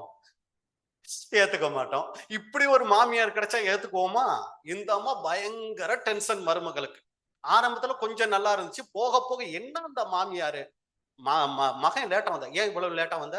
ஏன் சீக்கிரம் வந்திருக்க வேண்டியதுன்னு? ஆபீஸ் எத்தனை மணிக்கு முடிஞ்சுச்சு, ஏன் இவ்வளவு நேரம் வர அப்படின்னு சொல்லி எல்லாத்துக்கும் என்ன சாப்பாடு வேணும், என்ன சாப்பிடணுங்கிறதுல இருந்து எல்லாமே ஸ்ட்ரிக்ட்.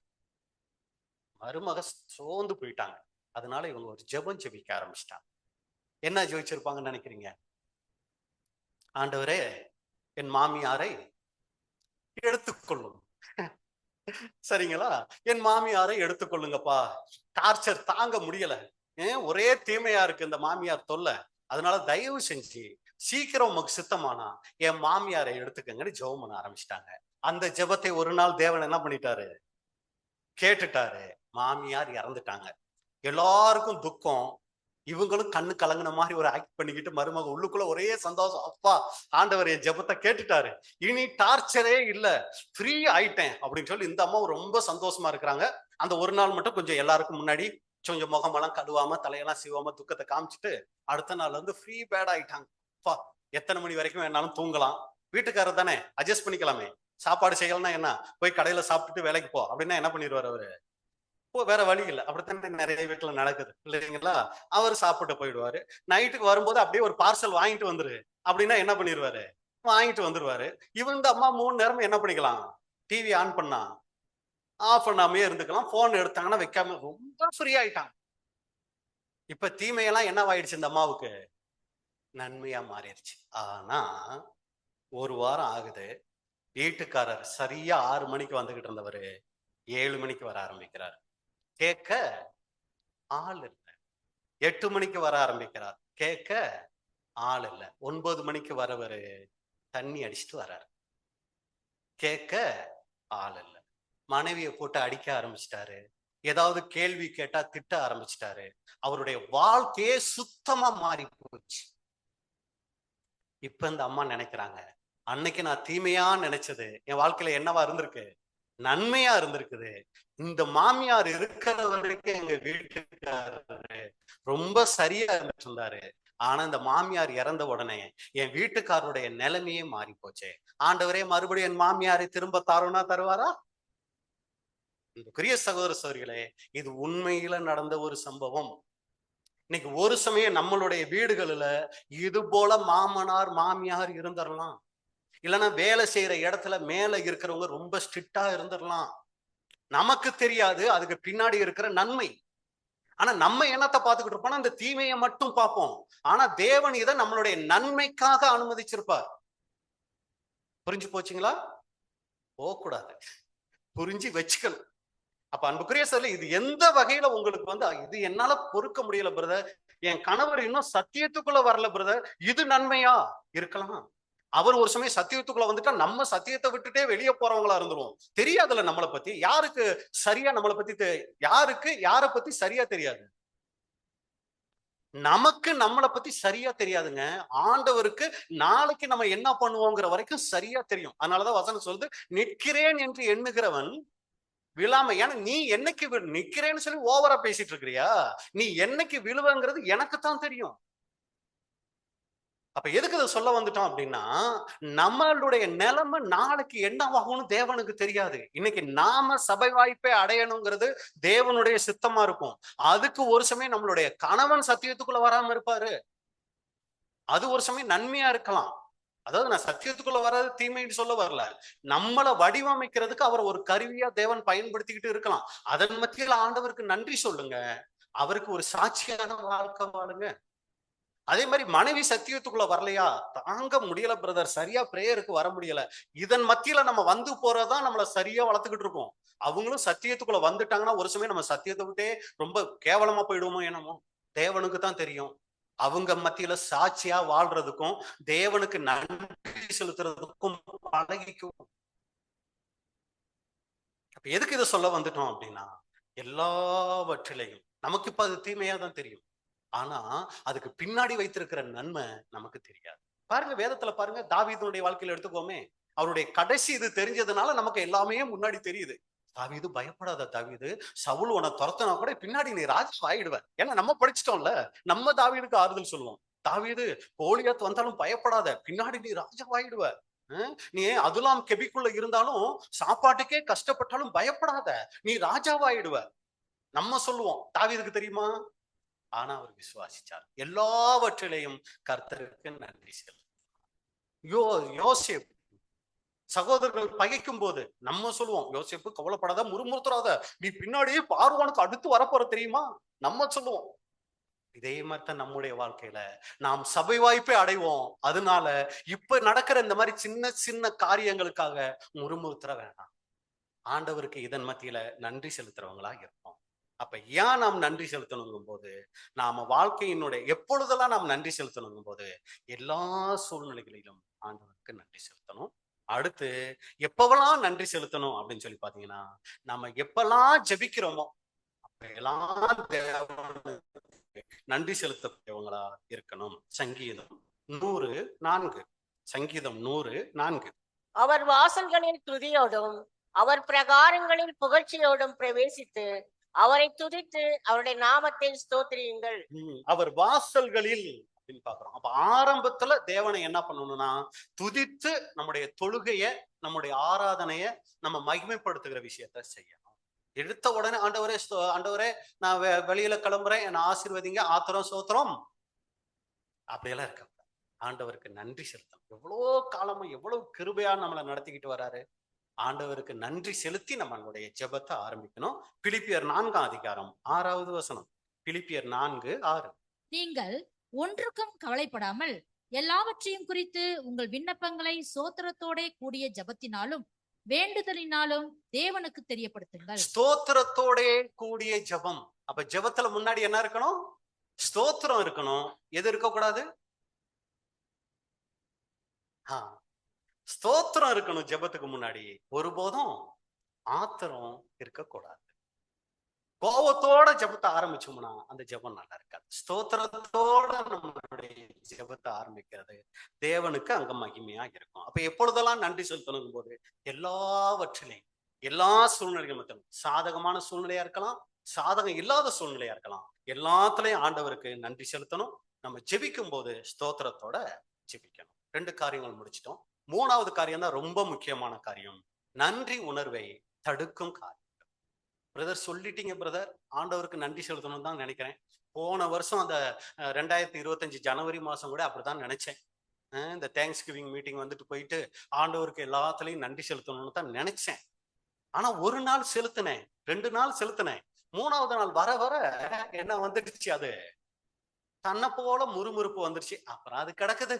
ஆண்டவருக்கு என்னத்த நன்றி செலுத்தி என்ன இருக்குது, என்னத்தான் நல்லது நடந்துச்சு அப்படின்னு சோர்ந்து போயிட்டேன். ஏன் இந்த நன்றி உணர்வு நமக்கு குறைஞ்சு போகுது அப்படின்னு சொல்லி நம்ம பார்த்தோம்னா, அன்புக்குரிய சகோதர சகோதரிகளே, முக்கியமாய் ஒரு சில காரியங்கள் இருக்கு. முதல் காரியம், ஏன் நன்றி உணர்வு நம்முடைய வாழ்க்கையில குறைஞ்சு போகுது, அதை தடுக்கிறதுக்கு என்ன அப்படின்னு சொல்லி பாத்தீங்கன்னா, தன்னை மற்றவர்களுடன் ஒப்பிடுதல். நம்ம மற்றவங்களோட ஒப்பிட்டு பார்த்துக்கிட்டு இருந்தோம்னா நமக்கு நன்றி உணர்வு குறைஞ்சிரும். 2 கொரிந்தியர் 10ஆம் அதிகாரம் 12வது வசனம். 2 கொரிந்தியர் 10:12.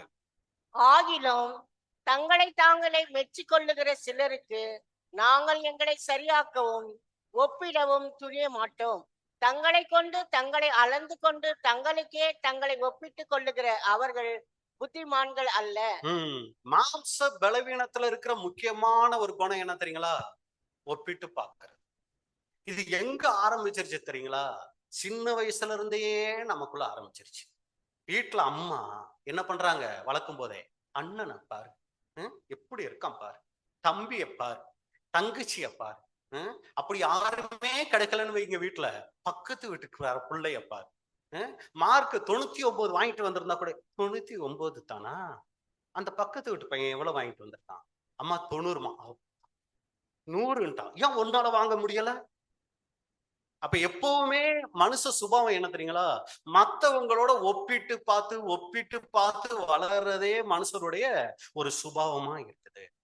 உங்க ஊர்ல பெங்களூர்ல எப்படின்னு தெரியல, இருந்தாலும் நம்மளாம் ஒண்ணுதான். தமிழ்நாட்டுல கரண்ட் கட் ஆச்சுன்னு வைங்க, உடனே நீங்களாம் என்ன பண்ணுவீங்க? கேண்டில் எடுப்பீங்களா இல்ல போன்ல இருக்க டார்ச்சை யூஸ் பண்ணுவீங்களா? நீங்களாம் என்ன பண்ணுவீங்க? மொபைல் போனை ஆன் பண்ணிடுவீங்களா? நாங்களாம் என்ன தெரியுங்களா பண்ணுவோம்? பக்கத்து வீட்டுல கரண்ட் இருக்கான்னு பார்ப்போம். கரண்ட் இருந்துச்சுன்னா மனசு கொதிக்க ஆரம்பிச்சிடும். எவ்வளவு இடத்துலயும் கரண்ட் இருக்கு, நம்ம வீட்டுல மட்டும் கரண்ட் இல்ல, அங்கேயும் கரண்ட் இல்லைன்னு வைங்க, அப்பா எல்லாருக்கும் தான் போச்சு. பெங்களூர்லயும் அப்படித்தானா? சரி, சரிங்களா? அப்ப பாருங்க, எப்பவுமே இந்த மனசு ஒப்பிட்டு பார்த்தே பழகிடுச்சுங்க. நம்மளை விட மற்றவங்களுக்கு ஏதாவது இல்லைன்னு வைங்களே, ரொம்ப சந்தோஷமா இருக்கும். அதே நேரத்துல நம்மளை விட மற்றவங்களுக்கு ஏதாவது கொஞ்சம் அதிகமா இருந்துருச்சு, நம்ம வீட்டுல 32 இன்ச் டிவி இருந்து அவங்க வீட்டுல அதை விட சின்ன டிவி இருக்கிற வரைக்கும் மனசு எப்படி இருக்கும்? ஸ்தோத்திரம் இயேசுநாதா அப்படின்னு இருக்கும். அதே நேரத்துல அங்க 65 இன்ச் டிவி அப்படியே வண்டியில போய் இறங்குதுன்னு வைங்க, வருமா? எந்த காலத்திலும் எந்த நேரத்திலும் நன்றியால் உம்மை துதிப்பேன் வருமா? வாங்கிட்டாங்க, அது வாங்கிட்டாங்க, எப்படி வாங்கினாங்க? வாங்கிட்டு போறாங்க, அங்கேயும் அதைத்தான் தெரிய போகுது, இங்கேயும் அதைத்தான் பாருங்க.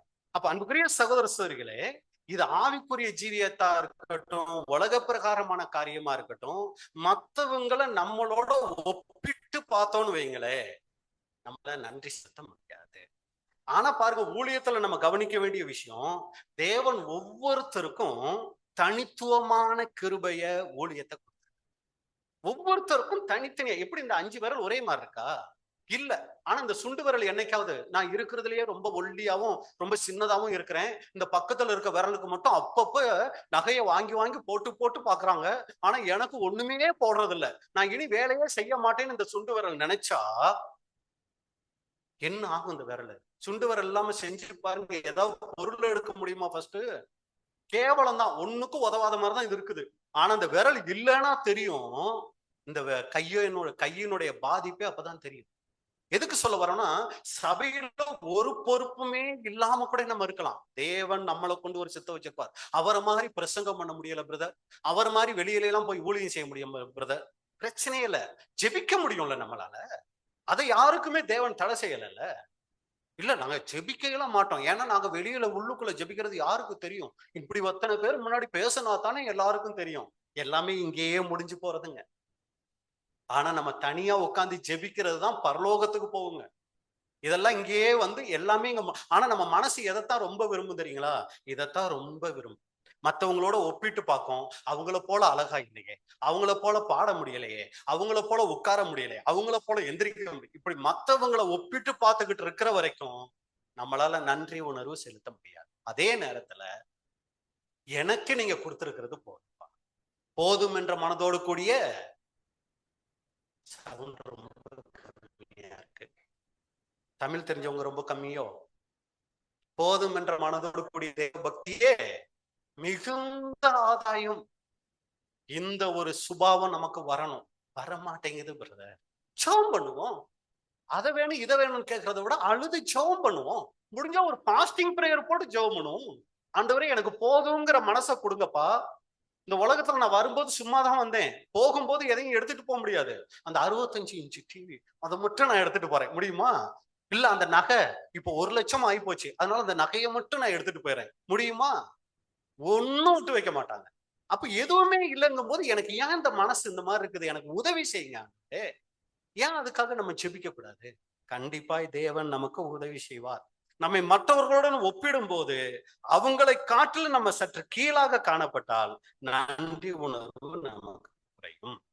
நமக்கு தேவன் எவ்வளவோ கொடுத்திருப்பார், ஆனால் அதை மதிக்காம இல்லாததை மட்டும்தான் அந்த மாம்சம் என்ன தெரியுங்களா பண்ணுமா? சிந்திக்குமா. எவ்வளவோ கொடுத்திருப்பாரு, அதை யோசிக்கவே யோசிக்காது. அன்புக்குரிய சகோதர சகோதரிகளே, ரொம்ப கவனமா இருக்கணும். ஒருத்தர் எப்பவுமே ஜெபம் பண்ணாராம், எனக்கு சரியான செருப்பு இல்ல, சரியான சுவு இல்ல, கீழே எல்லாம் கிழிஞ்சு போயிடுச்சு, நடந்து போனா அதுல எல்லாம் காலெல்லாம் குத்துது, இப்படின்னு எப்ப பார்த்தாலும் அழுது ஜெபிச்சுக்கிட்டே இருந்தாராம். ஒரு நாள் அவருடைய ஜெபத்தை அவர் நிறுத்தி ஆண்டவருக்கு நன்றி சொன்னாராம். ஏன் சொல்லுங்க? புது ஷூ கிடைச்சிருக்கும் அப்படிங்கிறீங்களா? எதனால நன்றி சொன்னார் தெரியுங்களா? ஒரு நாள் காலே இல்லாத ஆளை பார்த்தாரு. இந்த ஆளுக்கு காலே இல்ல, ஆனா எனக்கு கால் கொடுத்திருக்கிறார்ல, அதுக்கு நான் ஆண்டவருக்கு நன்றி சொல்லலாம். இது அவருடைய மனசை மாத்திச்சுங்களாம். அப்ப எப்பவுமே நமக்கு இல்லாததை பத்தியே யோசிக்கிறத விட நமக்கு இருக்கிறத பத்தி நம்ம யோசிக்க ஆரம்பிச்சோம்னா நன்றி உணர்வு நமக்கு அதிகரிக்கும். சகோதரர் இதை குறிச்சு சொல்லும் போது, தேவன் இன்னும் எத்தனை சிருஷ்டிப்புகள் உண்டாக்கின போதிலும் அவைகளுக்கிடையே பொறாமைக்கு இடம் இல்லை. ராஜ்யத்துல எத்தனை சிருஷ்டிப்புகள் இருந்தாலும் அதுங்களுக்குள்ள பொறாமையே இருக்காதுங்களாம். ஏனெனில் ஒவ்வொன்றும் தன்னில் தானே பூரணமாய் இருக்கிறபடியால் தான் இருக்கிற நிலையில் திருப்திகரமாய் இருக்கும். தான் வேறொரு சிருஷ்டியாக இருக்க வேண்டும் என்று நினைக்காது. உதாரணமாக, மீனானது ஒரு பறவையாக இருப்பதை காட்டிலும் மீனாக இருப்பதிலேயே திருப்திகரமாய் இருக்கும். மீன் அதெல்லாம் வெளியில அப்படியெல்லாம் பறந்து போயிட்டு இருக்கு, நம்ம என்ன பண்றது? இந்த தண்ணியிலேயே கிடக்க வேண்டியதா இருக்கு. இந்த மீனுக்கு வாழ்க்கப்பட்டதுனால நான் அந்த தண்ணிக்குள்ளேயே, அதெல்லாம் பாரு எவ்வளவு ஜாலியா எங்க எல்லாமோ போயிட்டு வருது அப்படின்னு மீன் ஒருபோதும் பறவையை பார்த்து பொறாமையே படாதுங்களாம். எனக்கு தேவன் தண்ணியில வாழ்றதுக்கான கிருபையை கொடுத்திருக்கிறார்ல, யாரும் மேல இருந்து வந்தாலும் செய்யின்னு என்ன பண்ணிடலாம், கீழே போயிடலாம். அந்த பறவைய வேடம் எப்ப பிடிப்பானோ தெரியாது, இல்லைங்களா? தனக்கு இருக்கிற பிளஸ்ஸ நினைச்சு அது நன்றியோட திருப்தியா இருக்குமாமா. சரிங்களா? இன்னும் சொல்ல போனால் பறவை அதன் சுபாவத்திலே திருப்தியா இருக்கும். பறவை அதுக்கு தனக்கு கொடுக்கப்பட்ட அந்த சுபாவத்துல திருப்தியா இருக்கும். ஆகவே மனுக்குலம் ஏதேன் தோட்டத்தின் நிலைமைக்கு பூரண மனிதனாக புதுப்பிக்கப்பட்ட பின்பு அந்த நிலைமையிலே திருப்தியா இருப்பார்கள். ராஜ்யத்துல இந்த பொறாமையோ அடுத்தவங்களை பார்த்து முறுமுறுப்போ இருக்காது. அப்ப இப்பவே தேவனுடைய ராஜ்யத்துல அந்த ராஜ்யத்தை சுவாசிக்கிற நாம எல்லாத்துலயும் ஒரு திருப்தி உள்ளவங்களா இருக்கணும். ஏன்னா எதையுமே நாம எடுத்துக்கொண்டு போவதில்லை அன்புக்குரிய சகோதரர்களே. அப்ப முதல் காரியம் ஏன் முறுமுறுக்கிறோம்? அது என்னமோ ஒரு பாயிண்ட் சொன்னீங்க பிரதர், அது எனக்கு என்ன வாய் போச்சு, மறந்துருச்சு அப்படிங்களா? ஒப்பிடுதல். எப்பவுமே மற்றவர்களுடன் நம்மளை ஒப்பிட்டு கொண்டே இருந்தோம்னா நம்மளால ஆண்டவருக்கு முழுசா நன்றி செலுத்த முடியாது. ரெண்டாவது நீங்க பாத்தீங்கன்னா எதிர்பார்ப்பு. எப்பவுமே ஏதாவது ஒண்ணு எனக்கு நடக்கணும் எதிர்பார்த்துக்கிட்டே இருந்தோம்னா கூட நம்மளால நன்றி உணர்வோட இருக்க முடியாது. அதிகமான எதிர்பார்ப்புகளை நம்ம வளர்த்துக்கும் போது, ஆண்டவர் எனக்கு இதை செய்யணும் அதை செய்யணும் அப்படின்னு சொல்லி எதிர்பார்ப்புகளை நம்ம வளர்த்துக்கும் போது, நம்ம எதிர்பார்த்த மாதிரி காரியங்கள் நடக்காதப்ப அங்க நன்றி உணர்வு குறையும். முதல் சப்ஜெக்ட்ல பார்த்தோம், யோனா. அவர் எதிர்பார்த்தார். என்னன்னு எதிர்பார்த்தாரு? நினிவே ஜனத்துல ஒருத்தன் மிச்சம் இருக்க கூடாது, எல்லாத்தையும் ஆண்டவர் என்ன பண்ணிடணும், கொன்னு தீர்த்தரணும் அப்படின்னு அவர் எதிர்பார்த்தாரு. ஆனா ஆண்டவர் என்ன பண்ணல, அதை செய்யல. செய்யாம வந்த உடனே இவருக்கு ஒண்ணு வந்துருச்சு. என்னதுங்க? எரிச்சல். ஆனா எரிச்சலா இருக்கிறது நல்லதா? ஆமா, சாகுற வரைக்கும் எரிச்சலா இருக்கிறது நல்லது. ஏன் இந்த டென்ஷன்? அவர் எதிர்பார்த்த மாதிரி காரியம் நடக்க. ஆனா நம்ம எதிர்பார்க்காம இருந்தோம்னு வைங்களே, அது மிகப்பெரிய மகிழ்ச்சியா இருக்கும். ஆபகுக் சொல்றாரு பாருங்க, அவர்கிட்ட எந்த எதிர்பார்ப்புமே இல்ல. ஆபகுக் 3ஆம் அதிகாரம் 17வது வசனம். ஆபகுக் 3:17. அத்திமரம் துளிர் விடாமல் போனாலும், திராட்சை செடிகள் பழம் உண்டாகாமல் போனாலும், ஒலிவ மரத்தின் பலன் அற்று போனாலும், வயல்கள் தானியத்தை விளைவியாமல் போனாலும், கிடையில் ஆட்டு மந்தைகள் முதலற்று போனாலும், துழுவத்திலே மாடுகள் இல்லாமல் போனாலும், நான் கர்த்தருக்குள் மகிழ்ச்சியா இருப்பேன், என் ரட்சிப்பின் தேவனுக்குள் களி கூறுவேன். பாருங்க, இவர்கிட்ட ஏன் துதிக்க முடிஞ்சு, ஏன் மகிமைப்படுத்த முடிஞ்சுன்னா இவர்கிட்ட அந்த எதிர்பார்ப்பு இல்லை. அத்திமரம்னாலே அது என்ன பண்ணணும், துளிர் விடணும். துளிரே விட மாட்டேங்குது, வச்சு பல வருஷம் ஆச்சு. பரவாயில்ல, அது துளிர் விடலனாலும் ஆண்டவர்கிட்ட நான் வச்சிருக்கிற அந்த அன்பு, அந்த மகிழ்ச்சி அது எடுக்காது. திராட்சை பழம்னாலே பழம் கொடுக்கணும். திராட்சை செடியை வச்சதுக்கே எதுக்குதான்? பழம் கொடுக்கறதுக்கு தான். ஆனா பழம் கொடுக்கல, பரவாயில்ல, இருந்துட்டு போடும், அது தேவ சுத்தம், ஆண்டவருக்கு நன்றி செலுத்திட்டு போறேன். ஒரு சமயம் அதை சாப்பிட்டு சுகர் ஏதாவது வந்துருமோ என்னமோ, அதனால அதுல பழமே வராம இருந்திருக்கலாம், யாருக்கு தெரியும்? ஆண்டவருக்கு நன்றி செலுத்திட்டு போறேன். ஒளிவு மரம் வச்சதே பலன் கொடுக்கறதுக்கு தான், ஆனா பலனே கொடுக்க மாட்டேங்குது. பரவாயில்ல, முறுமுறுக்க மாட்டேன், ஆண்டவருக்கு நன்றி செலுத்திட்டு போறேன். வயல்ல விதை விதைச்சாச்சு, தானியமே வரல, பரவாயில்ல.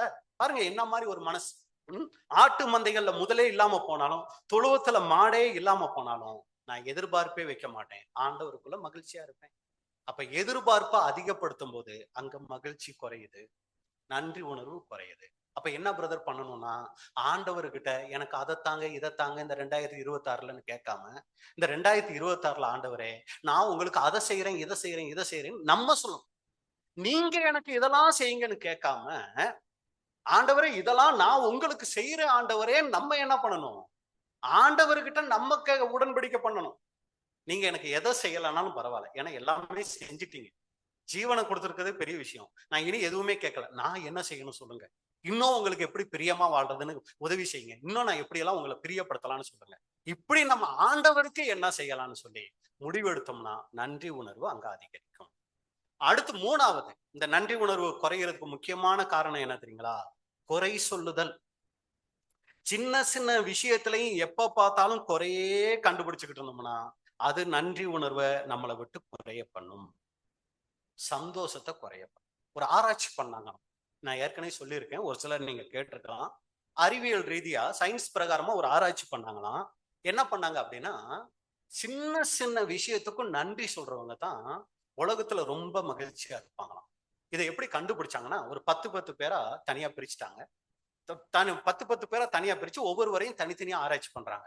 அதுல ஒரு குரூப்புக்கு ஒரு இது கொடுத்துட்டாங்க. என்னன்னா, நீங்க காலையில எந்திரிச்சதுல இருந்து நைட்டு தூங்குற வரைக்கும் சின்ன சின்ன விஷயத்துக்கும் நன்றி சொல்லுங்க. இன்னொரு 10 பேரை என்ன தெரியுங்களா சொல்லிட்டாங்க, நீங்க காலையில எந்திரிச்சதுல இருந்து சாயங்காலம் தூங்குற வரைக்கும் எல்லாத்துக்கும் முறுமுறுங்க, எல்லாத்தையும் ஆப்போசிட்டாவே திங்க் பண்ணி என்ன பண்ணுங்க, முறுமுறுத்துக்கிட்டே இருங்கன்னு ஒரு 10 பேருக்கு ஒரு ஒர்க் கொடுத்துட்டாங்க. அடுத்து இன்னும் ஒரு 10 பேருக்கு நீங்க துதிங்க முறுமுறுங்க ரெண்டையும் செய்யுங்கன்னு சொல்லிட்டாங்க. இப்ப அந்த 10 பேரை தனியா பிரிச்சாச்சு. முதல் குரூப் என்ன தெரியுங்களா பண்றாங்க? சின்ன சின்ன காரியத்துக்கும் ஆண்டவரை துதிக்க ஆரம்பிச்சாங்க. சின்ன சின்ன காரியம்னா என்னென்னலாம் சொல்லலாம்? காலையில கண்ணு முழிச்ச உடனே ஆண்டவரே நன்றி. ஏன்னா நிறைய பேர் கண்ணை மூடினவங்க காலையில கண்ணை திறக்கவே இல்லை. நான் கண்ணு திறந்தனே அதுக்காக நன்றி. அப்புறம் எந்திரிச்சு உட்கார்ந்துட்டு நன்றி சொன்னாங்களாம். ஏன் இடுப்பு எப்படி இருக்கு? ஸ்ட்ராங்கா இருக்கு. நிறைய பேர் படுத்தவங்க எந்திரிக்க முடியல. ஏன்னா கை கால் என்னவாயிடுச்சு? வராம போயிடுச்சு. ஆனா எனக்கு கை கால் நல்லா இருக்கே நன்றி. கண்ணாடி போய் முன்னாடி போய் நின்னாங்களாம். ஆண்டவருக்கு நன்றி செலுத்தினாங்களாம். நேரா டாய்லெட்டுக்கு போய் யூரின் போறாங்க. ஆண்டவருக்கு நன்றி செலுத்தாங்க. நிறைய பேருக்கு கிட்னி ப்ராப்ளம் இருக்கவங்களுக்கு யூரின் வர மாட்டேங்குது. எனக்கு யூரின் நல்ல விதமா போகுதே. அடுத்து மோஷன் போறவங்க இதெல்லாம் சொல்றீங்களே பிரதர், நன்றி சொன்னாங்களாம். எதுக்கு தெரியுங்களா? பைல்ஸ் வந்தவங்களுக்கு தெரியும் மோஷன் போறது எவ்வளோ ப்ராப்ளம், உயிர் போய் வரும். ஆனா அவங்களுக்கு ஆண்டவர் அந்த உதவியே செஞ்சிருக்கிறார். இந்த மாதிரி சின்ன சின்ன விஷயம். பல்லு விளக்குறவங்க பல்லு விளக்குறதுக்கு நன்றி சொன்னாங்களாம். ஏன் சொல்லுங்க? நிறைய பேர் பல்ல எப்படி விளக்குறாங்க? கலட்டி விளக்குறாங்க. ஆனா கலட்டாம விளக்குறேனே அதுக்கு நன்றி சொன்னாங்களாம். ஒரு சிலர் தலை சீவுறதுக்கு என்ன சொன்னாங்களாம்? வயசானா பல்லு போகும், பல்லு கட்டுறது ஓகே. சின்ன சின்ன விஷயத்துக்கு நன்றி சொல்றதுக்காக சொல்லுறேன். தலை சீவும் போது நன்றி சொன்னாங்களாம். ஏன்? நிறைய பேருக்கு தலை சீவுறதுக்கு தலையில என்னவே இல்லை. அதுக்காக முடியலாதவங்க இது பண்ணணும்னு சொல்லுவார்ல. சின்ன வயசுல நம்ம நிறைய முடி வச்சிருந்திருப்போம்ல இல்லைங்களா? இப்ப அது தலையில முடி இருந்தா ஒரு சமயம் சளியெல்லாம் முடிச்சுக்கலாம். அப்ப எதுக்கு சொல்ல வரேன்னா அதுக்காக ஆண்டவருக்கு நன்றி சொன்னாங்க. இப்படி சின்ன சின்ன விஷயத்துக்கு என்ன பண்ணாங்கன்னா நன்றி சொன்னாங்க. சாப்பிடுறதுக்கு நிறைய பேரால சாப்பிட முடியாது. நான் சாப்பிட முடியதே நன்றி சொன்னாங்களாம். இப்படி சின்ன சின்ன இந்த முறுமுறுக்கிற கேஸ் என்ன தெரியுங்களா பண்ணாங்களாம்? எந்திரிச்ச உடனே அதுக்குள்ள விடிஞ்சிருச்சா? இன்னொரு குரூப் இருக்குல்ல, இவங்க எல்லாத்துக்கும் முறுமுறுக்கணுமே, அதுக்குள்ள விடிஞ்சிருச்சா? சி ஏன் தான் விடிஞ்சோம். அடுத்து டீ கொண்டு வந்து கொடுத்தா, இது என்ன சர்க்கரையே இல்லை, இதுல என்ன பால் கம்மியா இருக்கு, எதுக்கு தான் இந்த டீயோ அப்படின்னு. அடுத்து குளிக்க போனா, இது என்ன தண்ணி சூடே இல்லை. அடுத்து என்ன வெளியே ஒரே கிளைமேட், ஒரே குளிரா இருக்கு, இன்னும் கொஞ்ச நேரம் தூங்க முடியல. இந்த ஊர் என்ன ஊரோ, சாப்பாட்டுல உப்பு பத்தல, காரம் பத்தல, இல்லைன்னா காரம் ஜாஸ்தி இருக்கு, உப்பு ஜாஸ்தி இருக்கு. சரிங்களா? போய் முன்னாடி கண்ணாடி முன்னாடி, இது எல்லாருக்கும் முடி சுருள் சுருளா இருக்கு, எனக்கு அப்படியே நீட்டமா இருக்கு. எனக்கு என்ன நீட்டமா இருக்கு, சுருள் சுருளா நீட்டமா இல்ல சுருள் சுருளா இருக்கு. இப்படி எல்லாத்துக்கும் என்ன பண்றது? நான் என்ன கருப்பா இருக்கிறேன், நான் என்ன ரொம்ப வெள்ளையா. கருப்பா இருக்கிறவங்களுக்கு தான் வெள்ளையா இருக்கிறவங்களை பார்த்தா பொறாமையா இருக்கு. ஆனா வெள்ளையா இருக்கவங்களுக்கு அந்த வெள்ளையா இருக்கிறதுனால எவ்வளவு பிரச்சனை. சின்ன கருப்பா ஒண்ணு வந்துட்டா கூட என்னவாகும்? பளிச்சுன்னு தெரியும். ஐயோ இது தெரியுதேன்னு. கருப்பா இருக்கவங்களுக்கு என்ன வந்தாலும் என்ன ஆகாது தெரியா. அவங்களுக்கு இருக்க பிரச்சனை அவங்களுக்கு. இப்ப எல்லாத்துக்கும் என்ன தெரியுங்களா பண்ண ஆரம்பிச்சாங்களா? முறுமுறுக்க ஆரம்பிச்சாங்க. இன்னொருத்தவங்க 2 செஞ்சாங்களாம். கடைசியில லிஸ்ட் எடுத்து பார்த்தா எல்லாத்துக்கும் நன்றி சொன்னாங்க இல்லைங்களா? இவங்க 70% அந்த நாள்ல ரொம்ப சந்தோஷமா இருந்தாங்க. எல்லாத்துக்கும் முறுமுறுத்தாங்கல்ல, அவங்க வெறும் 4% தான் அன்னைக்கு சந்தோஷமா இருந்தாங்க. அப்படின்னு நினைச்சு பாருங்க. எல்லாத்துக்கும் ஆண்டவரே நன்றிங்கிற முகத்தையும் பாருங்க, அப்படிங்கிற முகத்தையும் பாருங்க. பார்க்கும் போதே நமக்கு என்னவாயிரும்? வித்தியாசம் புரியும். அப்ப பாருங்க, இவங்க சந்தோஷமா 70% இருந்திருக்கிறாங்க. இவங்க வெறும் 4% தான் இருக்காங்க. நன்றியும் முறுமுறுப்பும் செஞ்சவங்க 14% அவங்க சந்தோஷமா அன்னைக்கு இருந்தாங்க. இதுல எது பெஸ்டா இருக்கு? 14 பெஸ்டா இருக்கே அப்படின்னு யாரும் யோசிச்சிடாதீங்க. சின்ன சின்ன விஷயத்துக்கு நம்ம நன்றி சொல்லுவோம். சாப்பாடு நல்லா இருக்கிற வரைக்கும் ஒரு நாளுக்கு கூட சகோதரிக்கு என்ன சொன்னதே இல்லை. எல்லாம் இருக்கீங்களா? ஆனா ஒரு நாள் உப்பு ஜாஸ்தியோ காரம் கம்மி ஏதோ ஒண்ணு வந்தா அன்னைக்கு மட்டும் என்ன சொல்லுவோம்? என்ன அது சாப்பாடு செஞ்சிருக்க? எங்க 364 நாள் நல்லா செஞ்சாங்களே, ஒரு நாள் கூட நன்றி சொன்னதில்ல. ஆனா ஒரே ஒரு நாள் லைட்டா இதாயிட்டா அதுக்கு முறுமுறுக்கணுமா? எதுக்கு இதை சொல்ல வரேன்னா, எல்லாத்துக்கும் சின்ன இன்னைக்கு குடும்ப உறவுகள் கெட்டு போறதுக்கு காரணமே என்ன தெரியுங்களா? இந்த நன்றி சொல்லாம போறோம். அதான் அடிக்கடி நம்ம சொல்ற ஒரு விஷயம். ஒரு சப்ஜெக்ட் ரெடி பண்ணி இங்க பேசுறதுக்கு நாங்க படுற பாடு பிரசங்கம் பண்ற சகோதரர்களுக்கு தெரியும். அவ்வளவு கஷ்டம். இதே மாதிரிதான் ஒவ்வொரு நாளும் ஒரு சமையல் செஞ்சு கணவனுக்கு கொடுக்கறது. அப்படி கொடுத்து விட்டு பக்கத்துல நின்னு ஏதாவது சொல்லி தொலைக்குமா? அது அப்படியே இருக்கு. வாயே திறக்க, என்னங்க பரவாயில்லையா? சரிங்களா? இதுக்கு அந்த சகோதரி நின்று காத்திருந்து இதெல்லாம் சொல்லணும். ஆனா இவங்க சகோதரியோட வேற ஒரு வீட்டுக்கு போவாரு. அது சப்பையா தான் இருக்கும் சாப்பாடு. சிஸ்டர் சாப்பாடு ரொம்ப சூப்பர் சிஸ்டர், நல்லா இருந்துச்சு சிஸ்டர். இத வீட்டுல ஒரு நாள் சொல்லி இருந்தா அந்த சகோதரி எவ்வளவு சந்தோஷப்பட்டிருப்பாங்க, குடும்ப உறவு எவ்வளவு நல்லா இருந்திருக்கும். பழகணுங்க, நம்ம முறைகளை மாத்தணுங்க. அப்ப நம்மளுடைய குடும்பம் சந்தோஷமா இருக்கும், நம்ம சந்தோஷமா இருப்போம். நன்றி உணர்வு ரொம்ப அவசியம். பிலிப்பியர் 2ஆம் அதிகாரம் 15-16. கோணலும் மாறுபாடுமான சந்ததியின் நடுவிலே குற்றமற்றவர்களும் கவடற்றவர்களும் தேவனுடைய மாசற்ற பிள்ளைகளையுமா இருக்கும் படித்து. பாத்தீங்களா, இந்த கோணலும் மாறுபாடுமான சந்ததியின் நடுவுல தேவனுடைய திட்டம் நம்மளை குறிச்சு, தேவனுடைய சித்தம் என்ன தெரியுங்களா? வாசிங்க. கோணலும் போதும் மறுபடியும் டைம் ஆயிடுச்சு. எல்லாவற்றையும் முறுமுறுப்பில்லாமலும் தர்க்கிப்பில்லாமலும் செய்யுங்கள். எல்லாவற்றையும் அப்படின்னா என்னன்னது? ஏற்கனவே ஒரு லிஸ்ட் பார்த்தோம். நிர்வாணம், நாசம், மோசம், பட்டயம் அப்படிலாம் பார்த்தோம். எல்லாவற்றையும் முறுமுறுப்பு இல்லாமலும் தர்க்கிப்பு இல்லாமலும் செய்யுங்கள். இஸ்ரேல் ஜனங்கள் தேவ சித்தத்தை செய்யறதுக்காக என் துதியை சொல்லி வருவார்கள் அழைச்சாங்க. ஆனா அவங்க என்ன பண்ணல? தேவ சித்தத்தை செய்யல. என்ன நடந்துச்சு? 1 கொரிந்தியர் 10:10. அவர்களில் சிலர் முறுமுறுத்து சங்காரக்காரனாலே அழைக்கப்பட்டார்கள். அதுபோல நீங்களும் முறுமுறுக்காதிருங்கள். அன்னைக்கு இஸ்ரேல் ஜனங்களை தெரிஞ்சுக்கிட்டேன், என் ஜனங்களை என் துதியை சொல்லி வருவார்கள்னு. அதை அவங்க செய்ய தவறிட்டாங்க, அழிக்கப்பட்டார்கள். இன்னைக்கு உங்களை நான் தெரிஞ்சுக்கிட்டேன், நீங்களும் அதுபோல் செய்யா திருங்கள், முறுமுறுக்காதிருங்கள். அப்ப அன்புக்குரிய சகோதர சகோதரிகளே, இந்த முறுமுறுப்பு ஏன் வருது? நன்றி உணர்வை தடை செய்கிற காரியம் என்னன்னா, முதல் காரியம் நாம மற்றவங்களோட ஒப்பிட்டு பார்க்கறது. 2வது எதிர்பார்ப்பு நிறைய வைக்கிறது. 3வது குறை சொல்றது. கடைசி காரியம் என்னன்னா தகுதி. நன்றி உணர்வை குறைக்கிற காரியம் என்ன தெரியுங்களா? தகுதி. என்ன அது அப்படின்னு சொல்லி பாத்தீங்கன்னா, எனக்கு தகுதி இருக்குன்னு நினைக்கிறோம் பாருங்க, இது நன்றி உணர்வை குறைச்சிருமோ. அது எப்படி புரிஞ்சுக்கிறது அப்படின்னா, மத்தவங்க எனக்கு உதவி செய்யறதுக்கு எனக்கு தகுதி இருக்குன்றத, மத்தவங்க என்னை பாராட்டுறதுக்கு நான் தகுதியோட இருக்கேன், அதுக்கு எதுக்கு நான் நன்றி செலுத்தணும்? நான் ஒண்ணுமே இல்லாம இருந்தா தான் நான் நன்றி செலுத்தணும். அவங்க என்னை பாராட்டுறாங்கன்னா எனக்கு அந்த தகுதி இருக்கே. இது இன்னும் புரிஞ்சுக்கிற மாதிரி சொல்லணும்னா, பிள்ளைகள் வளர்ந்தாங்க, கஷ்டப்பட்டு அப்பா அம்மா படிக்க வைக்கிறாங்க, கஷ்டப்பட்டு ஒரு வேலையில பல லட்சங்கள் செலவு பண்ணி படிக்க வச்சு ஒரு வேலையில கொண்டு போய் சேர்க்கிறாங்க. பிள்ளை சம்பாதிக்குது. எவ்வளவுப்பா அப்பா அம்மாவுக்கு கொடுக்குற அப்படின்னு. நான் ஒண்ணும் கொடுக்கறது இல்லை, நான் சம்பாதிக்கிறேன். ஏப்பா கஷ்டப்பட்டு வளர்த்து ஆளாக்கி இருக்கிறாங்க, என்னப்பா அப்பா அம்மாவுக்கு? அது அவங்க கடமை. அவங்களை யாரும் பெக்க சொன்னா? பெத்துட்டாங்கல்ல, வளர்த்து ஆளாக்க வேண்டியது அவங்க கடமை. நான் எதுக்கு அவங்களுக்கு உதவி செய்யணும்? பாத்தீங்களா, அந்த கடமை, அந்த தகுதி, எனக்கு தகுதி இருக்குங்கிறது அப்பா அம்மா மேல செலுத்த வேண்டிய நன்றி உணர்வை கூட என்ன பண்ணிருச்சு? குறைய பண்ணிருது. அப்ப தகுதி இருக்குன்னு நினைக்கிறது நன்றி உணர்வை அங்க குறைக்குது. திருமணம் ஆயிடுச்சு, கணவன்னா அவர் தன்னுடைய கடமையை செய்யணும், அது அவருடைய உரிமை. நான் எதுக்கு அவருக்கு தேங்க்ஸ் சொல்லணும்? வேலைக்கு போய் சம்பாரிச்சுட்டு வந்து போட வேண்டியது அவருடைய கடமை. எனக்கு அந்த தகுதி இருக்கு, நான் எதுக்கு அவருக்கு தேங்க்ஸ் சொல்லணும்? மனைவினா 3 நேரம் சாப்பாடு செஞ்சு போடணுங்க, இது மனைவியினுடைய கடமை. நான் கணவன்கிற தகுதியில இருக்கேன், நான் எதுக்கு தேங்க்ஸ் சொல்லணும்? புரியுதுங்களா உங்களுக்கு? நான் எனக்கு தகுதி இருக்குன்னு நினைக்கிறது நன்றி உணர்வை அங்க குறைச்சு. இன்னைக்கு நிறைய வீட்டுல சகோதரிகள் சொல்லுவாங்க, நான் மட்டும் உங்களை கல்யாணம் பண்ணலைன்னா நல்லா இருந்திருப்பாரு இல்லைங்களா? அதே மாதிரி சகோதரி, நான் மட்டும் உனக்கு புருஷனா இல்லாம இருந்திருக்கணும், அந்த சகோதரி நல்லா இருந்திருப்பாங்க இல்லைங்களா? அடிக்கடி நம்ம இந்த ஒரு வார்த்தையை யூஸ் பண்ணுவோம், ரொம்ப ரொம்ப தப்பு. நீங்க எனக்கு மனைவியா கிடைச்சது ஆண்டவருக்கு நன்றி, நீங்க எனக்கு கணவனா கிடைச்சது ஆண்டவருக்கு நன்றி சொல்லி பாருங்க. இந்த ஆங்கிலேயர்லாம் சின்ன சின்ன விஷயத்துக்கு தேங்க்ஸ் சொல்லி அவங்க அவ்வளவு சந்தோஷமா இருக்கிறாங்க. நான் ஒரு பிரதர்ட்ட, ஏன்னா அக்காவுக்கு நீங்க ஒரு நன்றி சொல்லலாம், அது தலையில கொம்பு முளைச்சிரும் உங்களுக்கு. இதெல்லாம் யோசிக்கவே வேண்டாம். அவங்க எவ்வளவோ நமக்காக பிரயாசம் எடுக்கிறாங்க. ஒவ்வொரு நாளும் வாழ்க்கையில எல்லாத்துக்கும் சின்ன சின்ன விஷயத்துக்கு தேங்க்ஸ் சொல்லி பழகுவோமே, நன்றி சொல்லி பாருங்க.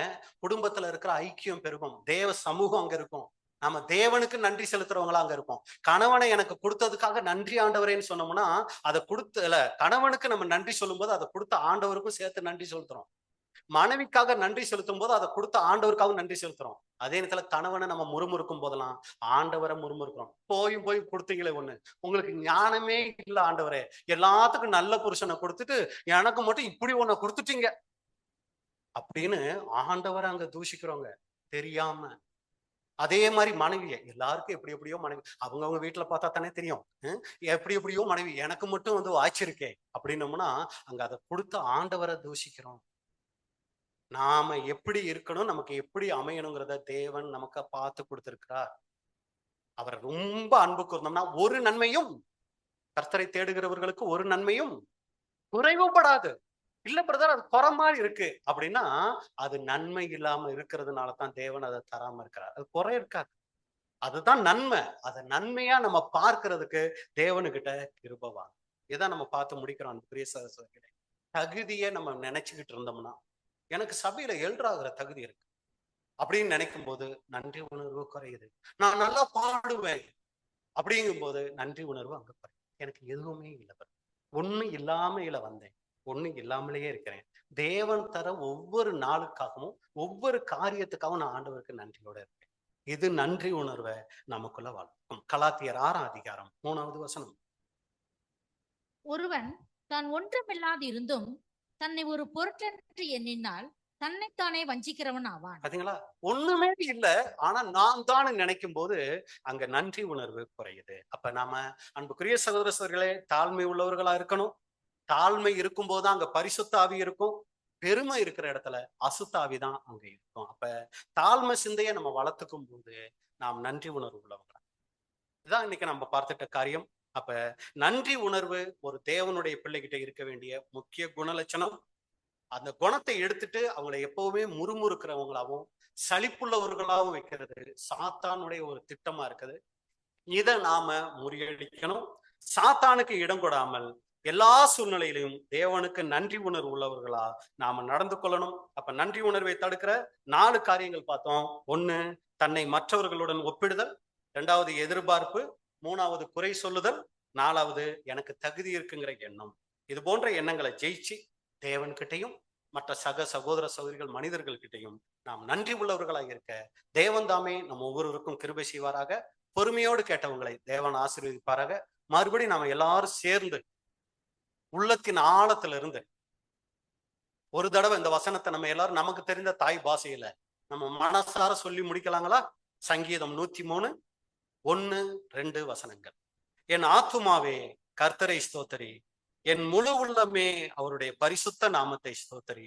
என் ஆத்துமாவே கர்த்தரை ஸ்தோத்திரி, அவர் செய்த சகல உபகாரங்களையும் மறவாதே. தேவன் தாமே நம்ம அனைவரையும் ஆசீர்வதிப்பாராக. பொறுமையோடு கேட்டவங்களை தேவன் ஆசீர்வதிப்பாராக. இப்படித்தான வாய்ப்பை கொடுத்த பிதாவாகிய தேவனுக்கும் ஆண்டவராகிய இயேசு கிறிஸ்துவுக்கும் அன்பு சகோதர சகோதரிகளுக்கும் என்னுடைய நன்றியை தெரிவித்துக் கொள்கிறேன். தேவனுடைய நாமம் மகிமைப்படுவதாக. ஆமென்.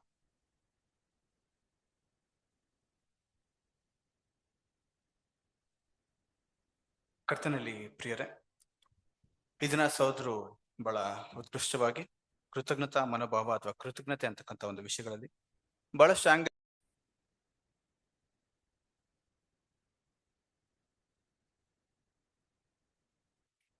Thanks, assurance, take time to be holy and ask to dear.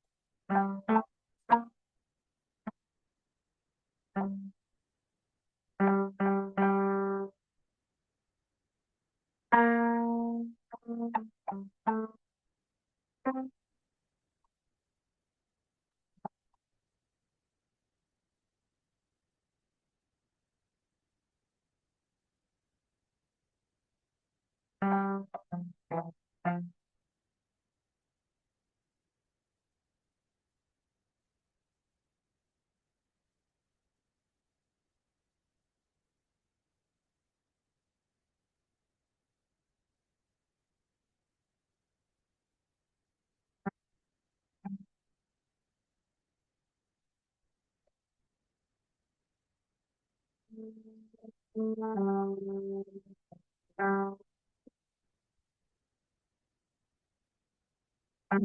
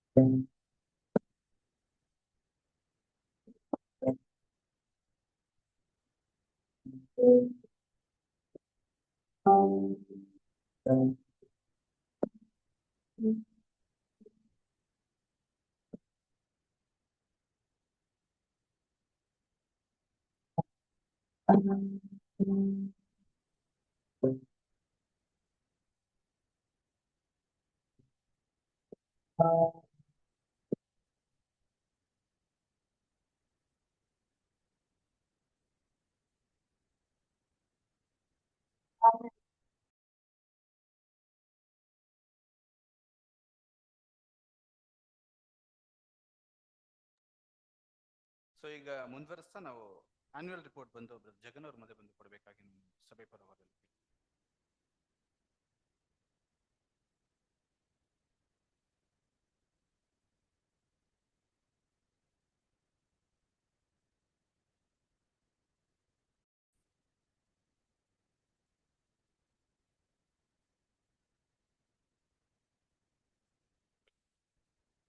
ಉಳ್ಳ ಸಹೋದರ ಸಹೋದರಿಯರೇ, ಮೊದಲನೇದಾಗಿ ತಂದೆಯ ದೇವರಿಗೂ ಆತನ ಮಗನಾದ ಕ್ರಿಸ್ತನಿಗೂ ಸ್ತುತಿ ಸ್ತೋತ್ರ ಘನಮಾನ ವಂದನೆಗಳನ್ನು ಸಲ್ಲಿಸುವನಾಗಿದ್ದೀನಿ.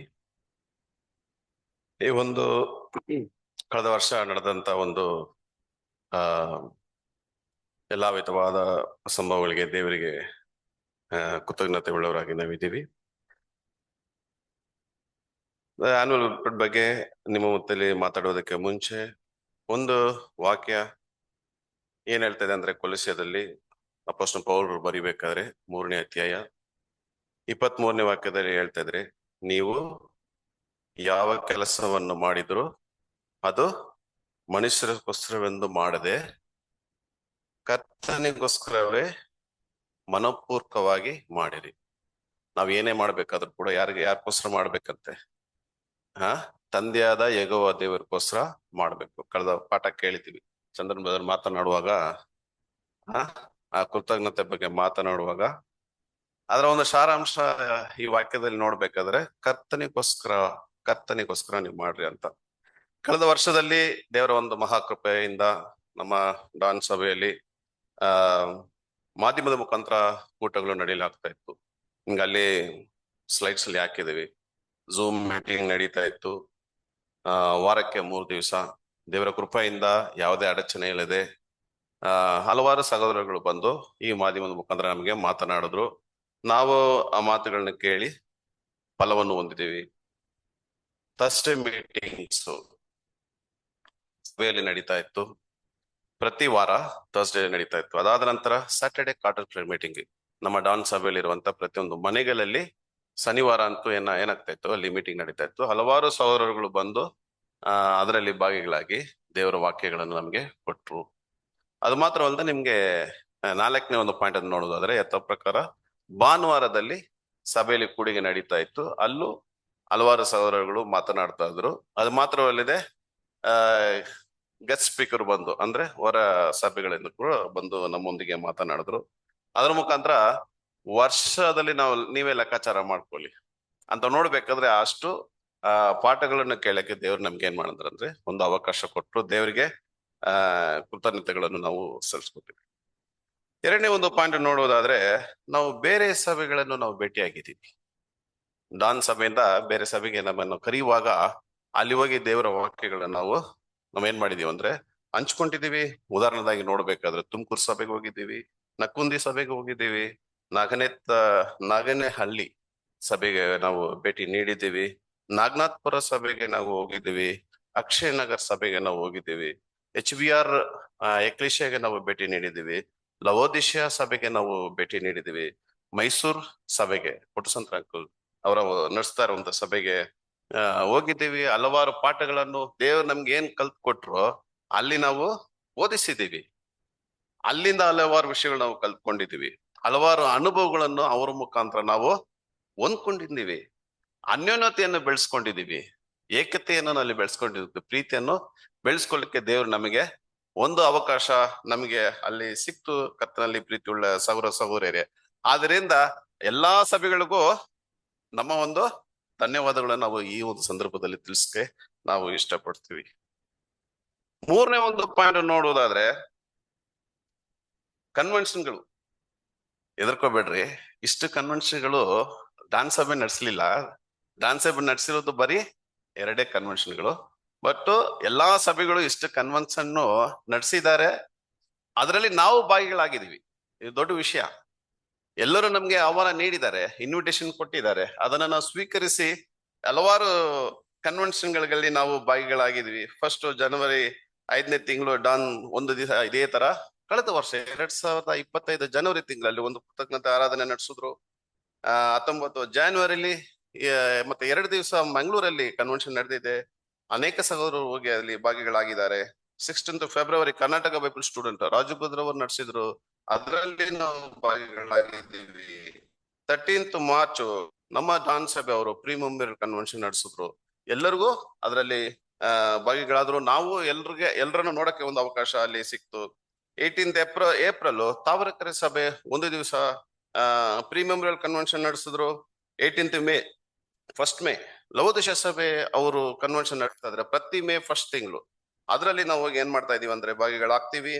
12th October Mysuru Bible student Puttasundara uncle ನಡೆಸ್ತಾ ಇರುವಂತ ಒಂದು ಸಭೆ ಅವರು ಕನ್ವೆನ್ಷನ್ ನಡೆಸಿದ್ರು. ಅದ್ರಕ್ಕೂ ಹೋಗಿ ನಾವ್ ಏನಾಗಿದ್ದೀವಿ ಅಂದ್ರೆ ಅಟೆಂಡ್ ಮಾಡಿದೀವಿ. ಕರ್ತನಲ್ಲಿ ಪ್ರೀತಿಯುಳ್ಳ ಸೌರಸೌರ್ಯರೇ, 9th ನವೆಂಬರ್ KR ಪುರಂ ಅವರು ಒಂದು ದಿವಸ ಮಗ ಸಮ್ಮೇಳನವನ್ನು ನಡೆಸಿದ್ರು.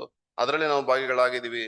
14th and 15th November Punjab Bible students Jalandhar ಅಲ್ಲಿ 2 ದಿವಸ ಕನ್ವೆನ್ಷನ್ ನಡೆಸಿದ್ರು. ಅದರಲ್ಲಿ ಸಹೋದರರು ಹೋಗಿ ಇಲ್ಲಿಂದ ಹಲವಾರು ಸಹೋದರಗಳು ಹೋಗಿದ್ದಾರೆ. ಬಟ್ ಅದನ್ನ ಪಿಕ್ಚರ್ಸ್ ಹಾಕಕ್ ಆಗ್ಲಿಲ್ಲ.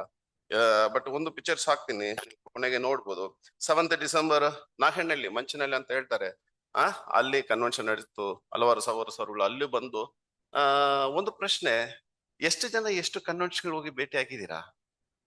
ನೋಡಿ, ಇದೆಲ್ಲ ನಿಮ್ಗೆ ವಿಚಿತ್ರವಾಗಿ ಕಾಣಿಸ್ತಾ ಇದೆ ಅನ್ಸ್ತಾ ನಿಮ್ಗೆ? ಅಲ್ಲ, ಇಷ್ಟು ಕನ್ವೆನ್ಷನ್ಗಳು ಪ್ರತಿ ವರ್ಷ ನಡೀತಾ ಇದೆ ಪ್ರಿಯರೇ. ಏನಕ್ಕಂತ ನೋಡ್ಬೇಕಾದ್ರೆ ಒಂದು ಪ್ರೀತಿಯನ್ನು ಅನ್ಯೋನ್ಯತೆಯನ್ನು ಬೆಳೆಸ್ಕೊಳ್ಳಿಕ್ಕೆ ಸತ್ಯ ಸಿಗುತ್ತೆ. ಈಗ ಹೇಳಿದ್ರಲ್ಲ ಸಹೋದರ ಪಾಠ ಮಾಡುವಾಗ ಆ ಕೃತಜ್ಞತೆ ಎಲ್ಲಿಂದ ಬೆಳೆಸ್ಕೋಬೇಕಂತ ಹೇಳ್ತಾ ಇದ್ದಾರೆ. ಇದನ್ನೆಲ್ಲ ನಾವು ಹೋಗಿ ಭೇಟಿ ಆದ್ರೆ ಮಾತ್ರ ಅವನು ಬೆಳೆಸಲಿಕ್ಕೆ ನಮ್ಗೆ ಅವಕಾಶ ಸಿಗುತ್ತೆ. 12th ಡಿಸೆಂಬರ್ ನಮ್ಮ ಥಾಮಸ್ ಬ್ರದರು ಒಂದು ದಿವಸ ಕೃತಜ್ಞತೆ ಆರಾಧನೆ ನಡೆಸಿದ್ರು. ಅದಕ್ಕೂ ಹೋಗಿ ನಾವು ಭಾಗಿಗಳಾಗಿದ್ದೀವಿ ಡಾನ್ ಸಭೆ ಮುಖಾಂತರ. 25th ಡಿಸೆಂಬರ್ BBS ಅವರು ಪ್ರತಿ ವರ್ಷ ನಡೆಸುವಂತ ಕನ್ವೆನ್ಷನ್ಗೂ ನಾವು ಅಲ್ಲಿ ಹೋಗಿ ಏನೋ ಆಗಿದೀವಿ ಅಂದ್ರೆ ಭೇಟಿ ಆಗಿದ್ವಿ.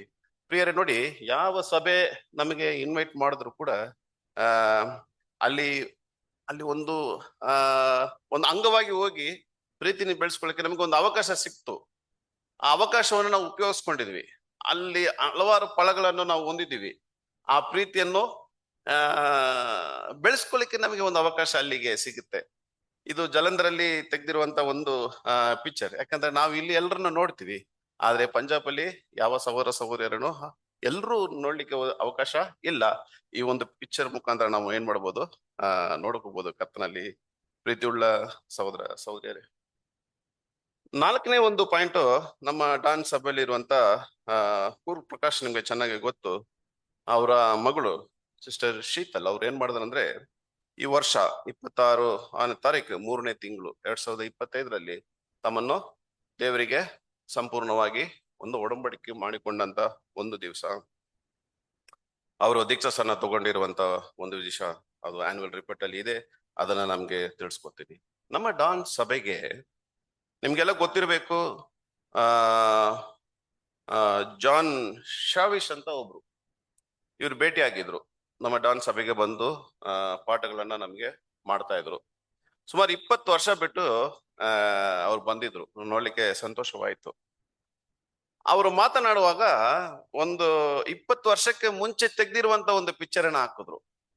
ಆ 20 ವರ್ಷಕ್ಕೆ ಮುಂಚೆ ತೆಗ್ದಿರುವಂತ ಪಿಕ್ಚರ್ ಹಾಕುವಾಗ ಅವಾಗ ಸಣ್ಣಾಗಿದ್ರು, ಅಲ್ಲ ಸಂಡೇ ಕ್ಲಾಸ್ ಅಲ್ಲಿ ತೆಗ್ದಿರುವಂತ ಪಿಕ್ಚರ್, ಸಣ್ಣಾಗಿದ್ರು ನೋಡಿ. ಈ ಪಿಕ್ಚರ್ ಅಲ್ಲಿ ನೋಡ್ಬೇಕಾದ್ರೆ, ಇದಕ್ಕೆ ಮುಂಚಿತವಾಗಿರುವಂತ ಪಿಕ್ಚರ್ ಅಲ್ಲಿ ನೋಡ್ಬೇಕಾದ್ರೆ ಅವರೆಲ್ಲ ದೊಡ್ಡದಾಗಿ ಬೆಳೆದು ಸತ್ಯದಲ್ಲಿ ದೀಕ್ಷಾಸನ ತಗೊಂಡು ಮದುವೆಯಾಗಿ ಮಕ್ಕಳನ್ನ ಹುಟ್ಟಿಸ್ಕೊಂಡ್ಬಿಟ್ಟಿದ್ದಾರೆ.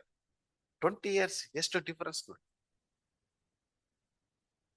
ಇದೆಲ್ಲ ಒಂದು ಹೊರದೇಶದಿಂದ ಒಬ್ರು ಬರುವಾಗ ಅವ್ರ ಮುಖಾಂತರ ನಮ್ಗೆ ಸಿಕ್ಕಿರುವಂತ ಆ ಅನ್ಯೋನ್ಯತೆ, ಪ್ರೀತಿ, ಆ ಸಂತೋಷ, ನಾವು ಇನ್ನ ಈ ಒಂದು ಕರುವಿಕೆಯಲ್ಲಿ ಇದ್ದೀವಿ ಎಂಬ ಒಂದು ವಿಷಯ ಸಿಗುತ್ತೆ. ಇದೇ ರೀತಿ ಇನ್ನೊಂದು ಸಂಭವ ನಡೀತಾ ಇತ್ತು. ಅದು ತುಂಬಾ ಹಳೇದು. ನಮ್ಮ ಹಳಬ್ರ ಅಂತ ನೋಡ್ಬೇಕಾದ್ರೆ ಬ್ರದರ್ ಉದಯ್ ಕುಮಾರ್, ನಿಮ್ಗೆಲ್ಲ ಗೊತ್ತಿರ್ತದೆ. ಬ್ರದರ್ ಉದಯ್ ಕುಮಾರ್ ಅವರು ಬೈಬಲ್ ಸ್ಟೂಡೆಂಟ್ ಆಗಿದ್ದಾರೆ, ಈಗಲೂ ಇದ್ದಾರೆ. ಆದ್ರೆ 2006ನಲ್ಲಿ ಸುಮಾರು 12 ಜನ ಪೋಲ್ಯಾಂಡ್ಗೆ ಹೋಗಿದ್ದಾರೆ. ಪೋಲ್ಯಾಂಡ್ಗೆ ಹೋಗಿ ಅಲ್ಲಿ ಕನ್ವೆನ್ಷನ್ ಅಲ್ಲಿ ಭೇಟಿಯಾಗಿ ಅಲ್ಲಿರುವ ಸಹೋದರ ಸಹೋದರಿಗೆ ಒಂದು ಐಕ್ಯತೆಯನ್ನು ಬೆಳೆಸ್ಕೊಂಡು ಇಲ್ಲಿಂದ 6 ಸಹೋದರರು ಒಂದು ಪಾಠವನ್ನು ಏನ್ ಮಾಡಿದ್ದಾರೆ, ಪೋಲ್ಯಾಂಡ್ ಅಲ್ಲಿ ಕೊಟ್ಟಿದ್ದಾರೆ. ಬಟ್ ಆ ಆರ್ಟಿಕಲ್ ಅನ್ನು ಏನ್ ಮಾಡಿದ್ದಾರೆ, ಈಗ ನಮಗೆ 2025 ಅಲ್ಲಿ ಕೊಡುವಾಗ, ನಮ್ಮ ಹಿರಿಯ ಸಹೋದರ ಜಯಪ್ರಸಾದ್ ಅವ್ರ ಹತ್ರ ಕೊಡುವಾಗ, ಅವರು ನಮ್ಮ ಮಧ್ಯೆಗೆ ಹಂಚ್ಕೊಳ್ಳುವಾಗ ನಾವು ಇವನ್ನೆಲ್ಲ ನೋಡ್ಲಿಕ್ಕೆ ನಮ್ಗೆ ಏನ್ ಖುಷಿ ಆಯ್ತಂದ್ರೆ, ನೋಡಿ ಒಂದು ಉದಾಹರಣೆ ಆಗಿದ್ದಾರೆ ನಮ್ಮ ಮುಂದೆ. ಈಗಲೂ ಸತ್ಯದಲ್ಲಿ, ದೇವರಲ್ಲಿ, ಅನ್ಯೋನ್ಯತೆಯಲ್ಲಿ, ಪ್ರೀತಿಯಲ್ಲಿ ಅವರ ಸೇವೆಯನ್ನು ಮಾಡ್ತಾ ಇರುವ ಒಂದು ಅವಕಾಶ ಈಗ ಯೌವನಸ್ಥರು, ಚಿಕ್ಕ ಮಕ್ಕಳಾಗಿರುವಂತ ನಮ್ಗೆ ಸಿಗುವಾಗ ನಮ್ಮ ಮನಸ್ಸು ಏನ್ ಅನಿಸುತ್ತೆ ಪ್ರಿಯರೇ, ನಾವು ಹೇಗಿರ್ಬೇಕು ಸತ್ಯದಲ್ಲಿ, ಹೀಗಿರ್ಬೇಕು ಎಂಬ ಈ ಒಂದು ಪಿಕ್ಚರ್ ನಮ್ಮ ಹತ್ರ ಮಾತನಾಡುತ್ತದೆ ಪ್ರಿಯರೇ. ಅದನ್ನ ನೋಡಕ್ಕೆ ತುಂಬಾ ಸಂತೋಷವಾಯ್ತು. 5ನೇ ಒಂದು ಪಾಯಿಂಟ್ಗೆ ನಾವು ಬರ್ಬೇಕಾದ್ರೆ, ಹಲವಾರು ಸಹೋದರ ಸಹೋದರಿಗಳು ಆರೋಗ್ಯದ ಸಂಬಂಧಪಡಿಸಿರುವಂತ ವಿಷಯ ಬಗ್ಗೆ ನೋಡ್ಬೇಕಾದ್ರೆ, ಅವ್ರು ಹೇಗೆ ತಮ್ಮ ಒಂದು ಆರೋಗ್ಯದ ವಿಷಯದಲ್ಲಿ ಸವಾಲುಗಳನ್ನು ಎದುರುಗೊಂಡ್ರು. ಹಲವಾರು ಸಹೋದರ ಸಹೋದರಿಗಳ ಬಗ್ಗೆ ಇಲ್ಲಿ ಮಾತನಾಡಕ್ ಆಗಲ್ಲ. ಬಟ್ ಎಸ್ಪೆಷಲಿ ನಮ್ಮ ಒಂದು ಕಿವಿಗೆ ಬೀಳುವಾಗ, ನಮಗೆ ಆ ಒಂದು ವಿಷಯ ನಮಗೆ ಬರಬೇಕಾದ್ರೆ ಕೆಲವೊಂದು ಅನೌನ್ಸ್ಮೆಂಟ್ ನಮ್ಗೆ ಸಿಗುತ್ತೆ. ಪರ್ಟಿಕ್ಯುಲರ್ ಆಗಿ ಕೆಲವೊಂದು ಬುಲೆಟಿನ್ ಪಾಯಿಂಟ್ಸ್ ನಾವು ನೋಡುವುದಾದ್ರೆ, ಈಗ ಫಸ್ಟ್ ಸಬ್ಜೆಕ್ಟ್ ಮಾತನಾಡಿದ್ರಲ್ಲ ಬ್ರದರ್ ಪ್ರಭು HL ಕ್ಲಿಯರ್ ಸೇರಿದವರು, ಅವ್ರ ಮಗ ಬೈಕ್ ಅಲ್ಲಿ ಹೋಗುವಾಗ ಕೆಳಗೆ ಬಿದ್ದು ಆಕ್ಸಿಡೆಂಟ್ ಆಗಿ ಈ ಜಾ ಒಡೆದೋಗಿ ಅದನ್ನ ಫ್ರಾಕ್ಚರ್ ಆಯ್ತು. ನಂತರ ಗುಣವಾಯ್ತು. ಅವರು ದೇವರಿಗೆ ಕೃತಜ್ಞತೆಯನ್ನು ಸಲ್ಲಿಸಿದ್ರು. ಇದು ಕಳೆದ ವರ್ಷ ನಡೆದಂತ ಒಂದು ಸಂಭವ. 2ನೇದು ನಮ್ಗೆಲ್ಲ ಗೊತ್ತಿರುವ ಹಾಗೆ, ನಾಗನಾಥಪುರ ಕ್ಲಿಷೆಗೆ ಸೇರಿದಂತ ಪೀಟರ್ ಬ್ರದರು, ಅವ್ರಿಗೆಲ್ಲ ಗೊತ್ತು, ಮೈಲ್ಡ್ ಹಾರ್ಟ್ ಅಟ್ಯಾಕ್ ಆಗಿತ್ತು. ನಾವೆಲ್ಲ ಪ್ರಾರ್ಥನೆಯಲ್ಲಿ ಇಟ್ಟಿದೀವಿ. ಇವತ್ತು ದೇವ್ರು ಏನ್ ಮಾಡಿದ್ದಾರೆ, ಆ ಪ್ರಾರ್ಥನೆ ಕೇಳಿ ನಮ್ಮ ಮುಂದೆ ಇದ್ದಾರೆ, ಆ ಸಾಕ್ಷಿಯಾಗಿದ್ದಾರೆ. ನಾವು ದೇವರಿಗೆ ಕೃತಜ್ಞತೆಯನ್ನು ಸಲ್ಲಿಸ್ಬೇಕು. ಅವರು ನಮ್ಮ ಪರವಾಗಿ ಕೃತಜ್ಞತೆಯನ್ನು ದೇವರಿಗೆ ಸಲ್ಲಿಸೋರಾಗಿದ್ದಾರೆ. 3ನೇ ಒಂದು ಪಾಯಿಂಟ್, ಮಂಗಳೂರು ಕೃಷ್ಣೊಬ್ರು ಬ್ರದರ್, ನಮ್ಗೆ ಚೆನ್ನಾಗಿ ಗೊತ್ತು. ಈಗ ಅವ್ರಿಗೆ ಕಿಡ್ನಿ ಟ್ರಾನ್ಸ್ಪ್ಲಾಂಟೇಶನ್ ಆಗಿದೆ, ಸರ್ಜರಿನೂ ಕಂಪ್ಲೀಟ್ ಆಗಿದೆ. ಇದು ಒಂದು ದೊಡ್ಡ ವಿಷಯ, ಅಷ್ಟು ಸುಲಭ ಅಲ್ಲ. ಕಿಡ್ನಿ ಟ್ರಾನ್ಸ್ಪ್ಲಾಂಟೇಶನ್ ಆದ್ರ ಮೇಲೆ 6 ಮಂತ್ ಅವ್ರು ಅಲ್ಲೇ ಇರಬೇಕು, ಮಾನಿಟರ್ ಮಾಡ್ತಾನೆ ಇರ್ತಾರೆ, ಹಲವಾರು ಟೆಸ್ಟ್ಗಳನ್ನ ತೆಗಿತಾರೆ. ಯಾವ್ದಾದ್ರು ಒಂದು ವೈರಸ್ ಅಟ್ಯಾಕ್ ಆದ್ರೆ ಟ್ರಾನ್ಸ್ಪ್ಲಾಂಟ್ ಆಗಿರೋದು ಅಷ್ಟೇ ಏನಾಗುತ್ತೆ ಅಂದ್ರೆ ವೇಸ್ಟ್ ಆಗುತ್ತೆ. ದೇವ್ರು ಅವ್ರನ್ನ ಕಾಪಾಡ್ಲಿ, ಪ್ರಾರ್ಥನೆ ಇಟ್ಕೊಳ್ಳೋಣ. 4ನೇ ಒಂದು ಪಾಯಿಂಟ್ ನಮ್ಗೆ ಚೆನ್ನಾಗಿ ಗೊತ್ತು. ಮಿಸ್ಟರ್ ಜಾನ್ ರಾಡ್ ಅವರ ಹೆಂಡತಿ ಆದಂತ ಸಿಸ್ಟರ್ ವೈಲೆಟ್ ಮೇರಿ ಅವರು ಈಗಲೂ ಅವ್ರಿಗೆ ನಡೀತಾ ಇದೆ ಕಿಡ್ನಿ ಟ್ರಾನ್ಸ್ಪ್ಲಾಂಟೇಶನ್, ಇಲ್ಲ ಕಿಡ್ನಿ ಡಯಾಲಿಸಿಸ್. ಪ್ರತಿ ವಾರ 3 ಡಯಾಲಿಸಿಸ್ ಮಾಡ್ಬೇಕು. ಸಿಸ್ಟರ್ ಜೀವನದಲ್ಲಿ 3 ದೊಡ್ಡ ಮೇಜರ್ ಆಪರೇಷನ್ ಆಗಿದೆ ಅವರಿಗೆ. ಇದಾದ ನಂತರನೇ ಇಷ್ಟು ವಿಷಯಗಳು ನಡೀತಾ ಇದೆ. ಒಂದು ವಿಷಯ ಏನಂದ್ರೆ ಪ್ರಿಯರೇ, ತಂದೆಯಾದ ದೇವರು ನೋಡಿ,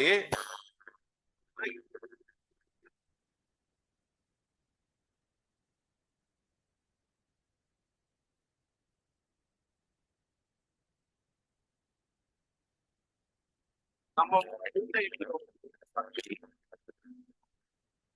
ಭಾರಕ್ಕೆ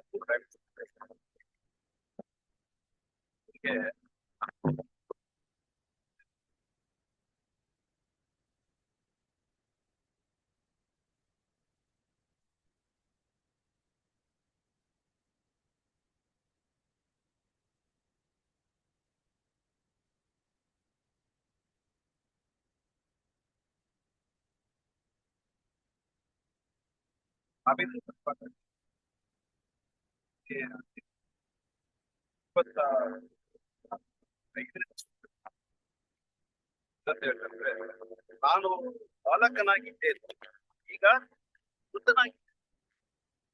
ಮಗುವಾಗಿದ್ದೆ, ಈಗ ನಾನು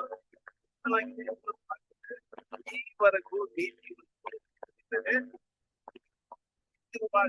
ಅವರು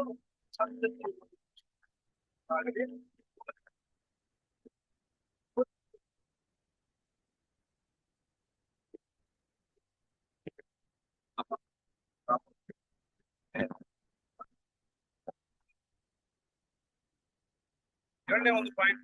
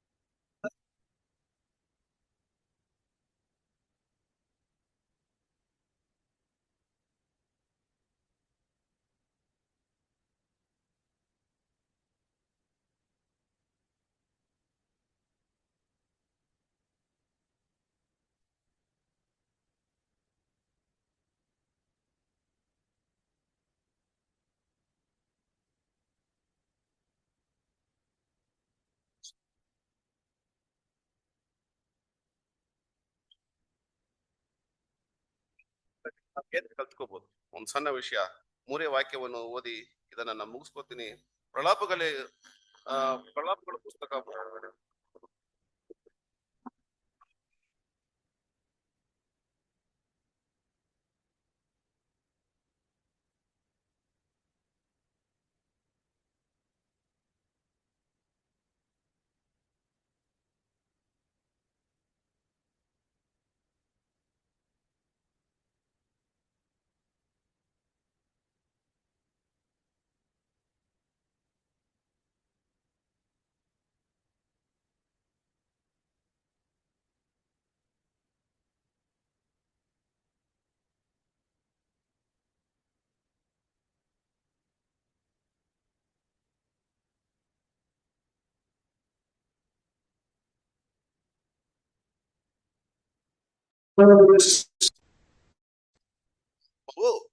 ಅಂದುಕೊಳ್ಳುತ್ತದೆ. ಅದರಿಂದ ಕರ್ತನಲ್ಲಿ ಪ್ರಿಯರೇ, ಇಲ್ಲಿಗೆ ಆನ್ಯುವಲ್ ರಿಪೋರ್ಟ್ ಅಂತ್ಯವಾಯಿತು. ಲೋಕದಲ್ಲಿ ನಡೆದಿರುವ ಘಟನೆಗಳ ಬಗ್ಗೆ ಹೇಳಕ್ಕೆ ಹೋಗಲ್ಲ. ಯಾಕಂದ್ರೆ ಪ್ರತಿ ದಿವಸ ಒಂದೊಂದು ಸಂಗತಿ, ಒಂದೊಂದು ನ್ಯೂಸ್ ನಾವು ಕೇಳ್ತಾನೆ ಇರ್ತೀವಿ. ಇವನ್ನೆಲ್ಲ ಸಂಭವಿಸುವಾಗ ವಾಕ್ಯ ಏನಂತ ಹೇಳ್ತದೆ ನಮ್ಗೆ? ಇವನ್ನೆಲ್ಲ ಸಂಭವಿಸಕ್ಕೆ ತೊಡಗುವಾಗ ನಿಮ್ಮ ತಲೆಯನ್ನು ಎತ್ತಿರಿ, ನಂತರ ನಿಮ್ಮ ರಕ್ಷಣೆ ಹತ್ತಿರವಾಯ್ತು. ಆದ್ರಿಂದ ಲೋಕದ ವಿಷಯಗಳು ಏನು ಹೇಳಕ್ಕೆ ಹೋಗಲ್ಲ. ಅಂದ್ರೆ 2025ರಲ್ಲಿ ನಮ್ಮ ಸಭೆಯಲ್ಲಿ ನಡೆದಿರುವಂತ ಘಟನೆಗಳು ನಾನು ನಿಮ್ಮ ಮುಂದೆ ಇಟ್ಟಿದ್ದೀನಿ. ನಿಮ್ಮ ಸಭೆಗಳಲ್ಲೂ, ಬೇರೆ ಬೇರೆ ಸಭೆಗಳಲ್ಲಿ ಇಲ್ಲಿಗೆ ಬಂದಿದ್ದೀರಾ, ಘಟನೆಗಳು ನಡೆದಿದೆ. ಸೊ ಇವನ್ನೆಲ್ಲ ನೆನಪಿಗೆ ತಗೊಂಡ್ ಬರ್ಬೇಕಾದ್ರೆ ಈ ಒಂದು ಆನ್ಯುವಲ್ ರಿಪೋರ್ಟ್ ನಮ್ಗೇನ್ ಒಂದು ಪಾಠವನ್ನು ಕೊಡುತ್ತದೆ ಪ್ರಿಯರೇ. ನಿಮ್ಮ ರಕ್ಷಣೆಯು ಹತ್ತಿರವಾಯಿತು. ಸೊ ಈ ವಾಕ್ಯಗಳು ದೇವರು ಆಶೀರ್ವಾದ ಮಾಡ್ಲಿ.